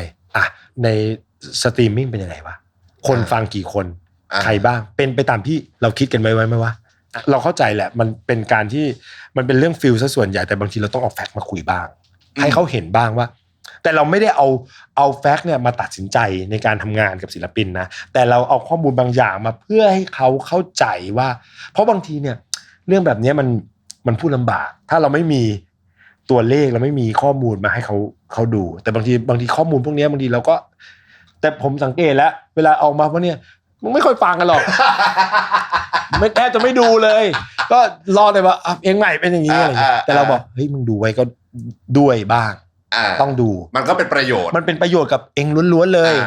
แล้วอย่างเวลาที่แบบผมใช้คำว่าอะไรดีกระแสหรือเพลงมันไม่มาอย่างที่คิดเอาไว้อย่างเงี้ยของศิลปินเบอร์ไหนก็ตามนะพี่หน่อยครับในฐานะค่ายเราแก้เกมยังไงหรือก็แค่ทำในสิ่งที่พี่หมอยกำลังบอกนี่แหละก็ในมุมค่ายนะในมุมค่ายปล่อยไปแล้วแล้วมันไม่มาอย่างที่คิดเบอร์นี้ไม่มาอย่างที่คิดว่ะแก้เกมยังไงในฐานะเราเป็นค่ายศึกษาหน่อยต้องเข้าไปดูแฟกต์ก่อนว่ามันไม่มาเพราะอะไรเราทำในสิ่งที่เราควรจะทำครบหมดหรือยังอันนี้ขั้นแรกเลยว่าถามทีมครบหมดแล้วมันไม่มาสมมุติว่าเพลงไม่มาจริงๆเนี่ยเราก็อาจจะต้องมานั่งคุยกันเราไม่ได้โทษใครแต่เราเอาข้อมูลเนี่ยอย่างน้อยเนี่ยเราปล่อยเพลงไปแล้วเราต้องได้อะไรกลับมาสิเราต้องได้แน่นอนว่าทีม PR ให้กันบ้านว่าเป็นยังไงพี่สื่อว่าไงวะทำไมเพลงนี้มันไม่ได้วะเขาไม่วงมีปัญหาอะไรเปล่าวะหรือยังไงไหมทาง DSP เป็นยังไงคนฟังเป็นยังไงแพลตฟอร์มว่ายังไงเพลงมันอาจจะไม่เหมาะตอนนี้หรือซาวมันไม่ดีเหรอคนมันถึงสคิปออกมันนู่นมันนี่มันทำอะไรมากไม่ได้นอกจากเอาข้อมูลมาเพื่อปรับปรุงWhat the Duck วันนี้มีศิลปินประมาณกี่ศิลปินครับพี่หมอยถ้า What the Duck ล้วนๆผมว่าประมาณ What the Duck ก่อนนะ20เนาะประมาณสัก20ประมาณWhoop มี Whoop เนี่ยก็สังกัดที่เราทำกับพี่ทอยก็น่าจะ4มียัวมูดมีมาร์คคัสปนมีคอปเตอร์แล้วก็มีว่านวันไปโผล่ค่ายทอยเฉยเลยเห็นนะมิวเนี่ยก็จะเป็นค่ายอินดี้อันนี้คือแบบเป็นเด็กอินดี้เลยอันนี้คือเราพยายามเพราะตอนที่เราทำมิวเนี่ยเป็นช่วงทอยกับโบเริ่มซักเซสมากๆจนคนเขามองว่าเอ้ยวอร์ดักแม่งแมสว่ะมันก็ลำบากของพี่บอลในการที่พี่บอลไปเซ็นศิลปินที่เป็นอินดี้เพราะเขาจะมองว่าวอร์ดักแมสแล้วกูไม่ได้แมสกูก็ทำงานเหมือนเดิมโบกี้เดอะทอยหรือF Hero เลยตอนนั้นทุกคนก็แต่งเพลงของตัวเองทำอะไรเองหมดแต่แค่คนฟังเยอะขึ้นแค่นั้นเองเราไม่ได้เปลี่ยนวิธีการทำงานเลยแต่โอเคก็เขาดังแล้วให้กูทำยังไงแต่เข้าใจว่า perception ของน้องๆอินดี้เขาอาจจะมองอุ้ยมันแม้แล้วว่ะเราก็เลยต้องมีค่ายซับเลเวลขึ้นมาชื่อมิวซึ่งมิวคืออินดี้รูกี้รูกี้คือให้มองอย่างนี้ฮะอธิบายง่ายๆคือเหมือนกับเรามีวอเตอร์ดักเป็นมิวเป็นทีมเยาวชนเหมือนแอนยูแล้วเราก็ไปเซ็นมิวเนี่ยหมายถึงว่าเป็นทีมเยาวชนของวอเตอร์ดักนี่แหละคล้ายๆอย่างนั้นในการที่เราจะไปเซ็นศิลปินที่เป็นอินดี้ที่แบบอาจจะมีผลงานสักเพลง2เพลงแล้วทรงดูโอเคเราก็ไปเซ็นเขาไว้แต่อาจจะแบบไม่ได้เซ็นเขานานอาจจะให้สัญญาแบบ2ปีนึงดูหน่วยก้านมีมาร์เก็ตติ้งมี investment support แต่ไม่ได้เยอะมากแต่เราดูแลนะเรามีทีมงานคอยดูแลแล้วลองดูตัวเลขกันว่าเวิร์กไม่เวิร์กหน่วยก้านเริ่มดีเว้ยเริ่มโอเคขึ้นจับมาอยู่ขึ้นชั้นหรือขึ้นชั้นมาอยู่ว่าได้อะไรอย่างเงี้ยมันก็จะมีแบบนี้มากอันนี้คือมิวนี่คือมิวนี่คือไอเดียของมิวงั้นกลับไปวูฟนิดนึงครับวูฟคือวูฟเนี่ยคือค่ายของพี่ทอยคือใช่ก็คือจริงๆวูฟเนี่ยเหมือนกับว่าต้องอย่างที่บอกครับก่อนที่ทอยจะมาเป็นเดอะทอยทุกวันเนี่ยนายธันวาบุญสูงเนินเนี่ยจริงๆแล้วเนี่ยทอยเนี่ยเป็นโปรดิวเซอร์เขาไม่ได้เคยคิดเลยนะว่าเขาจริงๆแล้วเคยคุยกับเขาว่าเขาจะเป็นศิลปินเดอะทอย เขามาเป็นศิลปินโดยความบังเอิญประมาณหนึ่งจนถึงทุกวันนี้เลยถ้าเกิดอินไซต์เขาจริงๆเขาเป็นคนชอบทำเพลงเป็นอยู่เบื้องหลังเป็นโปรดิวเซอร์ใช่แล้วทุกวันนี้เขาก็ยังแฮปปี้กับการโปรดิวปี2ปีนี้เราจะเห็นเลยว่าเขาออกผลงานค่อนข้างน้อยแต่เขาโปรดิวเยอะมากแล้วเขาโปรดิวเยอะแล้วก็มีช่วงหนึ่งตอนที่พอเป็นเดอะทอยแล้วเขาเริ่มพักนิดนึงแล้วเขาเริ่มเอนจอยกับชีวิตบ้างเขาอะเป็นคนเดินมาบอกผมเองด้วยว่าเฮ้ยพี่ผมอยากแบบผมเริ่มไปเจอคนอื่นๆผมอยากโปรดิวอยากกลับมาโปรดิวแบบเป็นเรื่องเป็นราวอยากทำค่ายเราก็เลยรู้สึกว่าเอาดิอะไรเงี้ยแล้วก็เลยแบบโมเดลมันจะเป็นยังไงเราเขาก็บอกเขาอยากเขาไปเจอพี่ๆน้องๆบางคนที่เขารู้สึกว่าเขาเห็นบางอย่างแล้วเขาแบบถ้าเขาทำอะไรด้วยได้เนี่ยมันน่าจะเวิร์กมันก็เลยเป็นที่มาว่างั้นเราทำค่ายร่วมกันมาล่าสุดคือซอสครับซอสคือจริงๆขอขยับนิดนึงก่อนซอสเนี่ยเรามีค่ายชื่อคอด้วยนะแต่อาจจะยังไม่ได้เห็นมากเดี๋ยวให้น้องๆส่งเพลงมาให้ฟังคอเป็นค่ายของโบกี้ไลออนเหมือนกันว้าวใช่ซึ่งอันนี้ผมไม่เคยดูใช่อันนี้ก็เป็นค่ายของโบเหมือนกันคืออย่างที่บอกฮะโบกี้แอนด์เดอะทอยเนี่ยเท่ากันโบกี้แอนด์เดอะทอยหมายถึงว่าเข้าใจความสามารถครับผมว่าพอๆกันเลยในการทำเพลงในการเป็นโปรดิวซ์เขาก็เป็นคนเขียนเพลงเยอะโปรดิวซ์งานได้ดังนั้นเนี่ยเขาก็อยากเหมือนกันก็เป็นคล้ายๆกันว่าก็อยากเริ่มโปรดิวซ์ให้คนอื่นบ้างก็เลยเริ่มมีทำค่ายขึ้นมาก็ตอนนี้ก็เริ่มมีศิลปินที่เซ็นเข้ามาประมาณ2คนคือใครบ้างครับก็ตอนนี้มีน้องอย่างชื่อว่าน้องอาราเบลนะครับลองไปหาฟังดูแต่อันนี้จะเป็นภาษาอังกฤษเลย R&B ภาษาอังกฤษสากลแต่อีกคนนึงก็เพิ่งเซ็นเข้ามาชื่อน้องเพอร์ดี้ก็เป็นไทยอินดี้คือของโบเนี่ยหลากหลายเอาที่สิ่งที่แบบโบชอบอันนี้ซึ่งค่ายของโบเนี่ยจริงๆแล้วเนี่ยของชื่อว่า Core Record คอนี่คือ CORE ใช่ซึ่งจริงๆของโบเนี่ยก็คือก็นั่นแหละก็จริงโมเดลคล้ายๆกับวูฟของเดอะทอยก็คือโบกี้เนี่ยปกติเวลาเขาทำเพลงเนี่ยเขามียี่ที่เป็นมือเบสอดีตมือเบสวงเซฟแพเน็ตเป็นโปรดิวเซอร์คู่กันมาตลอดแล้วในคอเนี่ยก็มียี่เป็นหุ้นด้วยทำด้วยก็เลยเป็นก็ถ้าจะบอกว่าคอก็จะมีความแบบเท่ๆไม่คอมเมอร์เชียลมากเท่าไหร่มันจะมีความแบบตามใจศิลปินอะไรอย่างนี้มากขึ้นอย่างเงี้ยซึ่งผมก็โอเคแฮปปี้ที่จะทำโมเดลแบบนี้ให้กับศิลปินหลายๆคนที่เขาแบบคือเราก็อยากจะโตไปกับเขาอะคือหมายถึงว่าอาร์ตหน่อยแล้ววันหนึ่งเขาก็เริ่มรู้สึกว่าเขาอยากมีค่ายเขาอยากดูแลเขาอยากจะพัฒนาน้องๆที่เขาไปเจอมาซึ่งผมแบบโอเคมากๆก็เลยแบบทำสิอะไรเงี้ยจริงๆแล้วอีกเรื่องนึงก็คืออยากให้เขารับรู้เหมือนกันว่าการเป็นค่ายเป็นยังไง แล้วก็ปีที่แล้วเรามีซอสซึ่งอันเนี้ยใหม่มากๆถ้าจะเห็นเนี่ยผมว่าวงการเพลงในเมืองไทยจะเริ่มเปลี่ยนชิปค่อนข้างเร็วคืออยู่ดีๆเมื่อ4ปีที่แล้วเนาะมันก็มีคำว่าทีป๊อปไม่มีมาก่อนนะแล้วก็มีคำว่าทีป๊อปเริ่มมีคนวงหรือศิลปินที่เป็นกลุ่มบอยแบนด์ไอดอลกรุ๊ปเริ่มกลับเข้ามาเยอะมากซึ่งต้องยอมรับแหละว่าตรงนั้นเป็นกระแสตอนนี้แล้วก็ไม่ใช่เป็นกระแสอย่างเดียวด้วยผมว่าตอนนี้คนเริ่มสนใจแล้วก็หลายๆค่ายก็ทำกันออกมาได้ดีมากเลยแข่งขันกันสูงมากมันมี potential นะมี potential แล้วก็เป็นสิ่งที่คนในวงการหรือแบบแฟนเพลงสนใจเรารู้สึกว่า What the Duck แก่มันไม่ได้แก่ขนาดนั้นแต่มันเริ่มมีแกปกับ Gen Z อะไรเงี้ยเรารู้สึกว่าเราจะเข้ามาอยู่ในคอมมูนิตี้ของเด็กๆวัยรุ่นยังไงดีแต่ถ้าจะให้ What the Duck มีศิลปินใหม่ๆเด็กๆเลยใสๆเนี่ยมันก็อาจจะไม่ได้ตรงกับคาแรคเตอร์ของ What the Duck สักทีเดียวดังนั้นเนี่ยเราก็เลยรู้สึกว่างั้นเราลองทำซอสขึ้นมาซอสเนี่ยมันว่าด้วยเรื่องแบบเด็ก Gen Z เลยคือว่าด้วยเรื่องแบบ target เลย target Gen Z แต่ความที่เรายังมีคงความเป็นแบบโอเคยังไงก็ต้องเป็นวอเตอร์ดักเนี่ยเด็กที่เราเซ็นมาตอนนี้เรามีศิลปินอยู่3เบอร์ก็มีทูเอตซี่เจฟฟี่แล้วก็กาก้า3คนเนี้ยอายุแบบ20บางคนเนี่ยอย่างกาก้าเนี่ย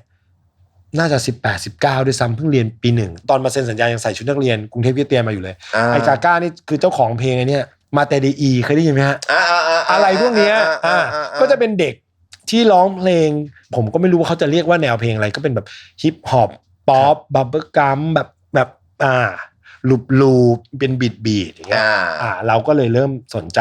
แนวเพลงตรงนี้แต่อย่างน้อยๆเนี่ยการคัดเลือกของเราเนี่ย3ศิลปินที่เราเซ็นขึ้นมาทุกคนต้องทำเพลงเองได้อย่างน้อยเหมือนเดิมเป็น DNA ของ What the Duck ใหญ่ทุกคนต้องเสร็จงานเองได้ต้องแต่งเพลงเองได้เราช่วยได้อาจจะบางทีอาจจะหาโปรดิวเซอร์มาเพิ่มหาคนมิกหาคนมาทำโปรดักชันให้มันดีขึ้นแต่อย่างน้อยเนี่ยเนื้อหาสิ่งที่คุณอยากจะเล่าเรื่องเนี่ยมันต้องออกมาจากตัวคุณอีเวนว่าคุณเป็น Gen Z นะแต่เนื้อหาอะไรต่างๆเนี่ยมันต้องมาจากตัวคุณซึ่งนั่นหมายถึงว่าโครงสร้าง business ตอนนี้ก็คือไอ้3-4 ค่ายที่เพิ่งเปิดที่เพิ่งทำเนี่ยอันเนี้ยก็คือเริ่ม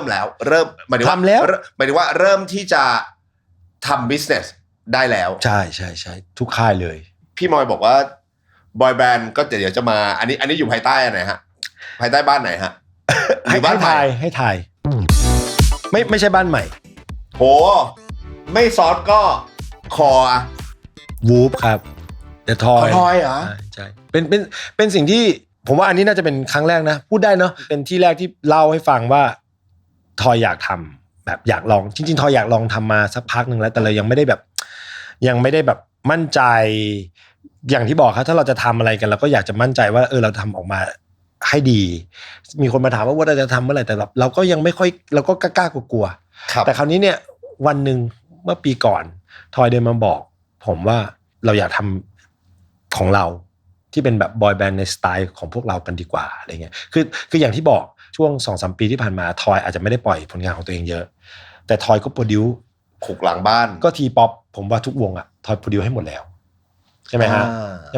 ตั้งแต่ EP Bilkin Bass นิวแอตลาส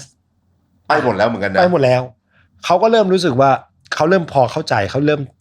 ตีโจทย์แตกบางอย่างเขาก็เลยรู้สึกว่าพี่มอยสักทีนะเราก็บอกมั่นใจเขามั่นใจอ่ะเขาก็ไม่ได้มั่นใจว่าโอ้โหมันจะแต่เขาบอกว่าเราอยากทำเราอยากมาลองทำอะไรกันดูคือทอยเขาเป็นคนที่ถ้าเขาอยากทำอะไรแล้วเขาตั้งใจผมก็เลยลุยเนี่ยก็ใช้เวลาครับตอนนี้ก็เทรนกันอยู่คัดสรรกันอยู่อะไรอย่างเงี้ยก็ถ้าเป็นไปได้ก็น่าจะปีนี้ปลายปีคิดว่าน่าจะได้เริ่มได้เห็นบ้างครับ11 ปี What the Duck เดินทางมาค่อยๆเห็นเส้นทางที่พี่มอยเล่ายากที่สุดคืออะไรอุปสรรคเคยมีไหมฮะในช่วงเฟลฟังที่พี่มอยเล่าเหมือนมันสนุกไปตลอดนะเหมือนแม้กระทั่งเอามันอาจจะมี challenge แต่มันก็ดูเป็นความท้าทายเราอาจจะโชคดีหรือเปล่าไม่แน่ใจผมไม่ได้มีจุดแบบไม่ได้ถึงขั้นแบบดิ่งโอ้ไม่มีโชคดีมากอ่ะผมต้องขอบคุณผมว่าเราไม่ได้มีช่วงที่เฟลหนักๆแต่เราอย่างที่บอกนะครับพี่เอว่าเราก็ผ่านมาทุกช่วงในยุคนี้ไอ้10 ปีที่ผ่านมาเราเจอหลายเรื่องมากๆเลยโดยเฉพาะคนในวงการบันเทิงอ่ะใช่ไหมฮะเราเจอวาระทุกวาระเลยที่มันไม่ควรจะเกิดในพร้อมๆกันอ่ะเราเจอหมดแล้วอ่ะผมไม่ได้เฟลอ่ะผมรู้สึกว่าผมก็ยังสนุกในการทำงานถ้าพี่เอรู้สึกถ้าสัมภาษณ์ก็เป็นอย่างนั้นจริงๆมันก็มีเฟลบ้างในการแบบเป็นไปไม่ถึงในสิ่งที่เราคาดหวังกับศิลปินหรืออะไรต่างๆที่อาจจะทำได้ไม่ดีพอกับเขาสัญญากับเขาไว้ว่าเฮ้ยมันควรจะไปได้มากกว่านี้บางทีมันอาจจะแบบพอกลับมาเช็คเราพลาดตรงนี้ว่าเราลืมเช็คตรงนี้นิดๆหน่อยๆอ่ะแต่มันก็เป็นแค่แบบไมเนอร์นะที่เรารู้สึกแต่จริงๆแล้วผมก็ยังสนุกในการไปทำงานยังชอบแบบเมื่อไหร่จะเช้าอ่ะลูกน้องจะไม่ชอบเลยแบบเมื่อไหร่จะเช้าเมื่อไหร่ไม่ชอบเสาร์อาทิตย์อยากไปทำงานก็ยังแฮปปี้ในการไปทำงานให้กับศิลปินอยู่ต้องขอบคุณจริงๆผมต้องขอบคุณศิลปินแหละแล้วก็ทีมงานที่อยู่กับค่ายมาเพราะว่าถ้าไม่ได้สองก้อนนี้ไม่น่าจะรอดแล้วก็ความโชคดีของผมคือส่วนมากศิลปินไม่ค่อยไปไหนเราเซ็นกันมาแล้วก็อยู่กันมาตั้งแต่ Day 1ด้วยกันหลายๆคนศิลปินด้วยแล้วก็น้องๆพนักงานด้วยในฐานะที่เป็นผมเชื่อว่าเป็นผู้บริหารแล้วกันเอาอะไรมัดใจศิลปินเอาอะไรมัดใจทีมงานผมว่าเจตนาล้วนๆเลยผมใช้คำนี้แบบผมว่าแบบเหมือนว่า intention ของเราอะผมว่าเราก็ไม่ได้คิดร้ายกับเขาอะเราก็แค่รู้สึกว่าน้องศิลปินหรือน้องๆพนักงานบางทีเราก็เคยทะเลาะ ครับเคยดุอะไรเงี้ยผมก็เป็นสมัยก่อนผมก็ดุอะไรเงี้ยแต่เรารู้สึกว่าพอสุดท้ายแล้วเราเจตนาเราอะเราดีเราก็ผมว่ามันแค่นั้นนะแล้วผมว่ารู้สึกว่าพอถ้าคนทำงานด้วยกันรู้จักกันเนี่ยเขาก็จะส่งถึงว่าสุดท้ายเราคิดดีกับเขาอะเรามีแต่เจตนาดีๆให้เขาเราก็พยายามอยากจะ deliver สิ่งที่เราสัญญาให้กับเขาโดยเฉพาะโอเคอย่างศิลปินเนี้ยเราอยากจะเซ็นคุณเพราะว่าเรารู้สึกว่าเราสามารถพาคุณจากจุดหนึ่งเนี่ยไปอีกจุดหนึ่งได้เร็วกว่าสิ่งที่คุณทำเองอยู่อันนี้คือสิ่งที่เราอยากจะเข้าไปคุยคือเราเห็นภาพแต่บางทีแน่นอนบางทีมันก็ไม่ได้สักเซสทุกศิลปินผมก็ง่ายๆเลยบางทีผมก็เข้าไปคุยกับเขาแล้วผมก็ขอโทษเขาตรงๆแล้วศิลปินน่ะเขาก็จะเข้าใจเองว่าสุดท้ายอ่ะก็ค่ายก็ทำเต็มที่แล้วเราก็ทำเต็มที่แล้วเราก็สู้กันใหม่อ่ะความพีคสุดของ What the Duck เลยใน11ปีนี้มันคืออะไรอ่ะพี่มีไหมความสนุกสุดผลงานที่ดีที่สุดหรือ something ความพีคสุดๆอะครับโอ้โหตอบยากมากสำหรับพี่คนเดียวก็ได้นะสำหรับผมเหรอคือผมก็พีคทุกช่วงนะคือมันมีความแบบผมชอบคำนี้คือบางทีมันมีความ yes อะไรอย่างเงี้ยอะไรอย่างเงี้ยแบบบางทีแบบมันก็เป็นโมเมนต์บางโมเมนต์นิดเดียวของเราที่เรารู้สึกว่าแบบไอ้เชี่ย yes แบบบางทีแบบอีกศิลปินบางคนที่เราแบบโหยากกว่าจะปล่อยเพลงแค่เขาได้ปล่อยเพลงในสิ่งที่เขาอยากทำเนี่ยบางทีมันก็ yes ได้เขาได้ปล่อยแล้วอะไรเงี้ยหรือบางศิลปินเขาแบบโอ้เพลงเขาได้ติดชาร์ตแล้วไม่ได้ตรงที่1ด้วยเข้าไปในชาร์ตแล้วyes หรือแบบศิลปินใหม่ๆบางคนที่แบบโอ้สุดท้ายแบบสมัยก่อนเราจะเฮทั้งตอนที่สมัยก่อนออฟฟิศเราประมาณสัก10 คนน่ะเวลาศิลปินใหม่ๆเราได้งานจ้างอ่ะเดือนนึงเราได้งานจ้างงานนึงอ่ะ 30,000 บาทหรือ 20,000นะเราเฮทั้งออฟฟิศนะว่าเชี่ยได้งานจ้างแล้วอ่ะเอาแล้วเว้ยเดี๋ยวมาต่ออะไรเงี้ยมันผมว่ามันมีทุกโมเมนต์เนี่ยในการที่เราให้เราพีคอะไรเงี้ยถ้าเป็นไม่ได้ความฝันจุดอ่ะผมอยากให้คนที่เซ็นกับเราทั้งหมดอ่ะได้มีอาชีพเป็นศิลปินจริงๆตื่นเช้ามาไปเล่นดนตรีได้เข้าห้องอัดแต่งเพลงมีแล้วเขามีสามารถเลี้ยงอาชีพเขาได้สามารถดูแลครอบครัวเขาได้ส่งเงินส่งทองให้คุณพ่อคุณแม่เขาได้เนี่ยอันเนี้ยผมว่าอันเนี้ยคือพีคที่สุดของผมอันนี้ไม่เคยเล่าให้ใครคือทอยเคยมาบอกผมว่าตอนทอยทำค่ายบูบอะจนวันหนึ่งทอยบอกว่าผมเข้าใจความรู้สึกแล้วตอนที่พี่บอยยูมูดครับแบบซื้อบ้านแล้วชวนทอยไปดูที่บ้านแล้วทอยก็แบบไปดูบ้านแล้วก็ยืนนิ่งๆแล้วตื้นตันอะว่าแบบโอ้ยเนี่ยเราช่วยกันสร้างโอเคแน่นอนศิลปินเขาสร้างของเขาแหละแต่เราก็เป็นแค่ส่วนหนึ่งที่ทำให้เขาได้มีทุกวันนี้เนี่ยมันเป็นความรู้สึกที่พีคสุดๆเลยอ่ะอยากเป็นศิลปิน What the Duck วันนี้ทำไงครับอยากเป็นศิลปิน What the Duck วันนี้ทำไงถามเผื่อเลยผมว่ามีแบบต้องทำอะไรบ้างหรือไปออดิชั่นได้ไหมครับพี่บอยครับผมว่าออดิชั่นเนี่ยไม่มีที่ให้ออดิชั่นเพิ่งมีห้องซ้อมก็แต่จริงๆแล้วเป็นส่งผลงานมาได้ไหมส่งผลงานมาก็ได้แล้วแต่หลักๆเนี่ยทำเพลงปล่อยเพลงก่อนเลยอันนี้สำคัญสุดผมว่าหลายๆศิลปินที่เราเซ็นมาล้วนแล้วแต่ทำเพลงมาก่อนครับทำเพลงเป็นศิลปินอิสระปล่อยเพลงเพราะทุกวันนี้คุณทำเองได้หมดทุกอย่างแล้วคุณปล่อยเพลงมาคุณทำคอนเทนต์คุณลองบิวแบรนดิ้งของคุณดูอะไรอย่างเงี้ยผมว่าอันนี้สำคัญปล่อยเพลงมาถ้าคุณเจ๋งจริงอ่ะเดี๋ยวมีคนไปทัก 100% next step และ next step และ next step ของ What the Duck จริงๆมองไว้เป็นยังไงบ้างครับคือจริงๆก็โอเคนอกจากบอยแบนด์ที่เราจะเห็นจากวูฟละโอเคจริงๆก็คือเราอยากเมนเทนคนที่แบบเป็นศิลปินแล้วที่ 7-8 คนเนี้ยเติบโตต่อได้อย่างมั่นคงแล้วก็อยากจะทำน้องๆที่เหลือที่ยังต้องมีงานยังไม่ได้เบรกสักทีเนี่ยพยายามเบรกให้เขาได้อยากทำแถว2ให้ขึ้นมาให้ทันแถวแรกแล้วก็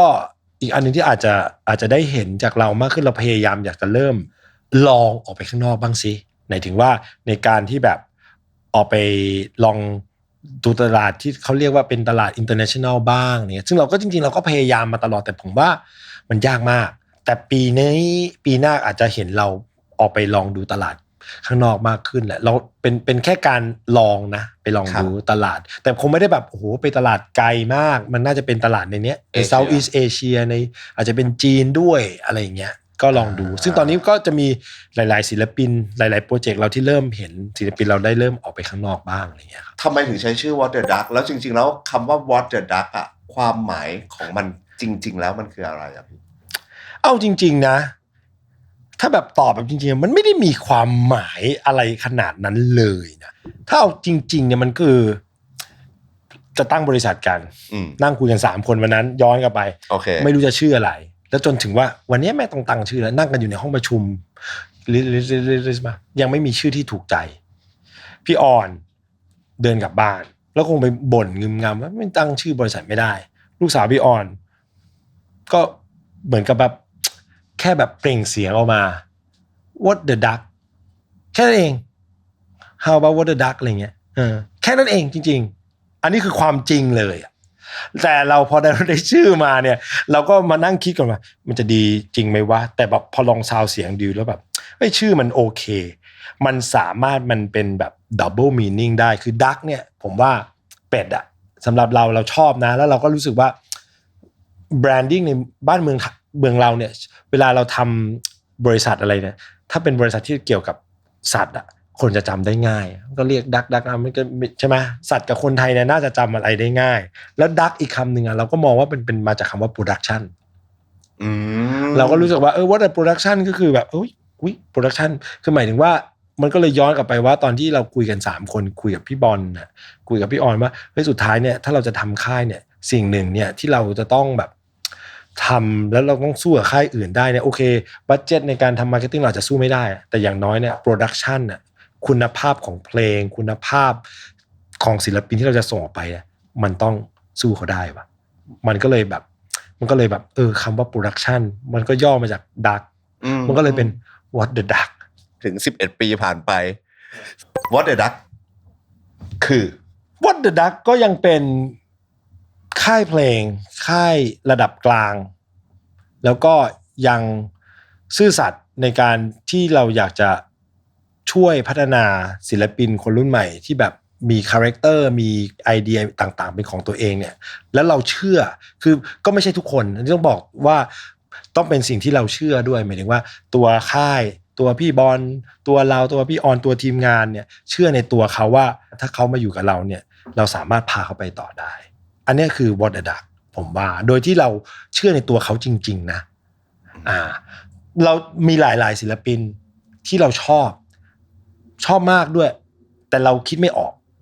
ว่าถ้าเขามาอยู่กับเราแล้วเราจะพาเขาไปไหนต่ออันนั้นเราก็ไม่เซ็นเราเคยคุยเราเคยเห็นเราเคยชอบแต่เราแค่เราคิดไม่ออกบางทีเราบางครั้งก็จะใช้คำที่พี่บอลพูดว่าบางศิลปินเราเป็นแฟนเพลงดีกว่าแต่ไปทำไงเราชื่นชมเขาที่อื่นอาจจะเหมาะกับเขาครับแต่ถ้ามาเซ็นกับเราเนี่ยก่อนที่เราจะเซ็นเนี่ยผมต้องถามทีมงาน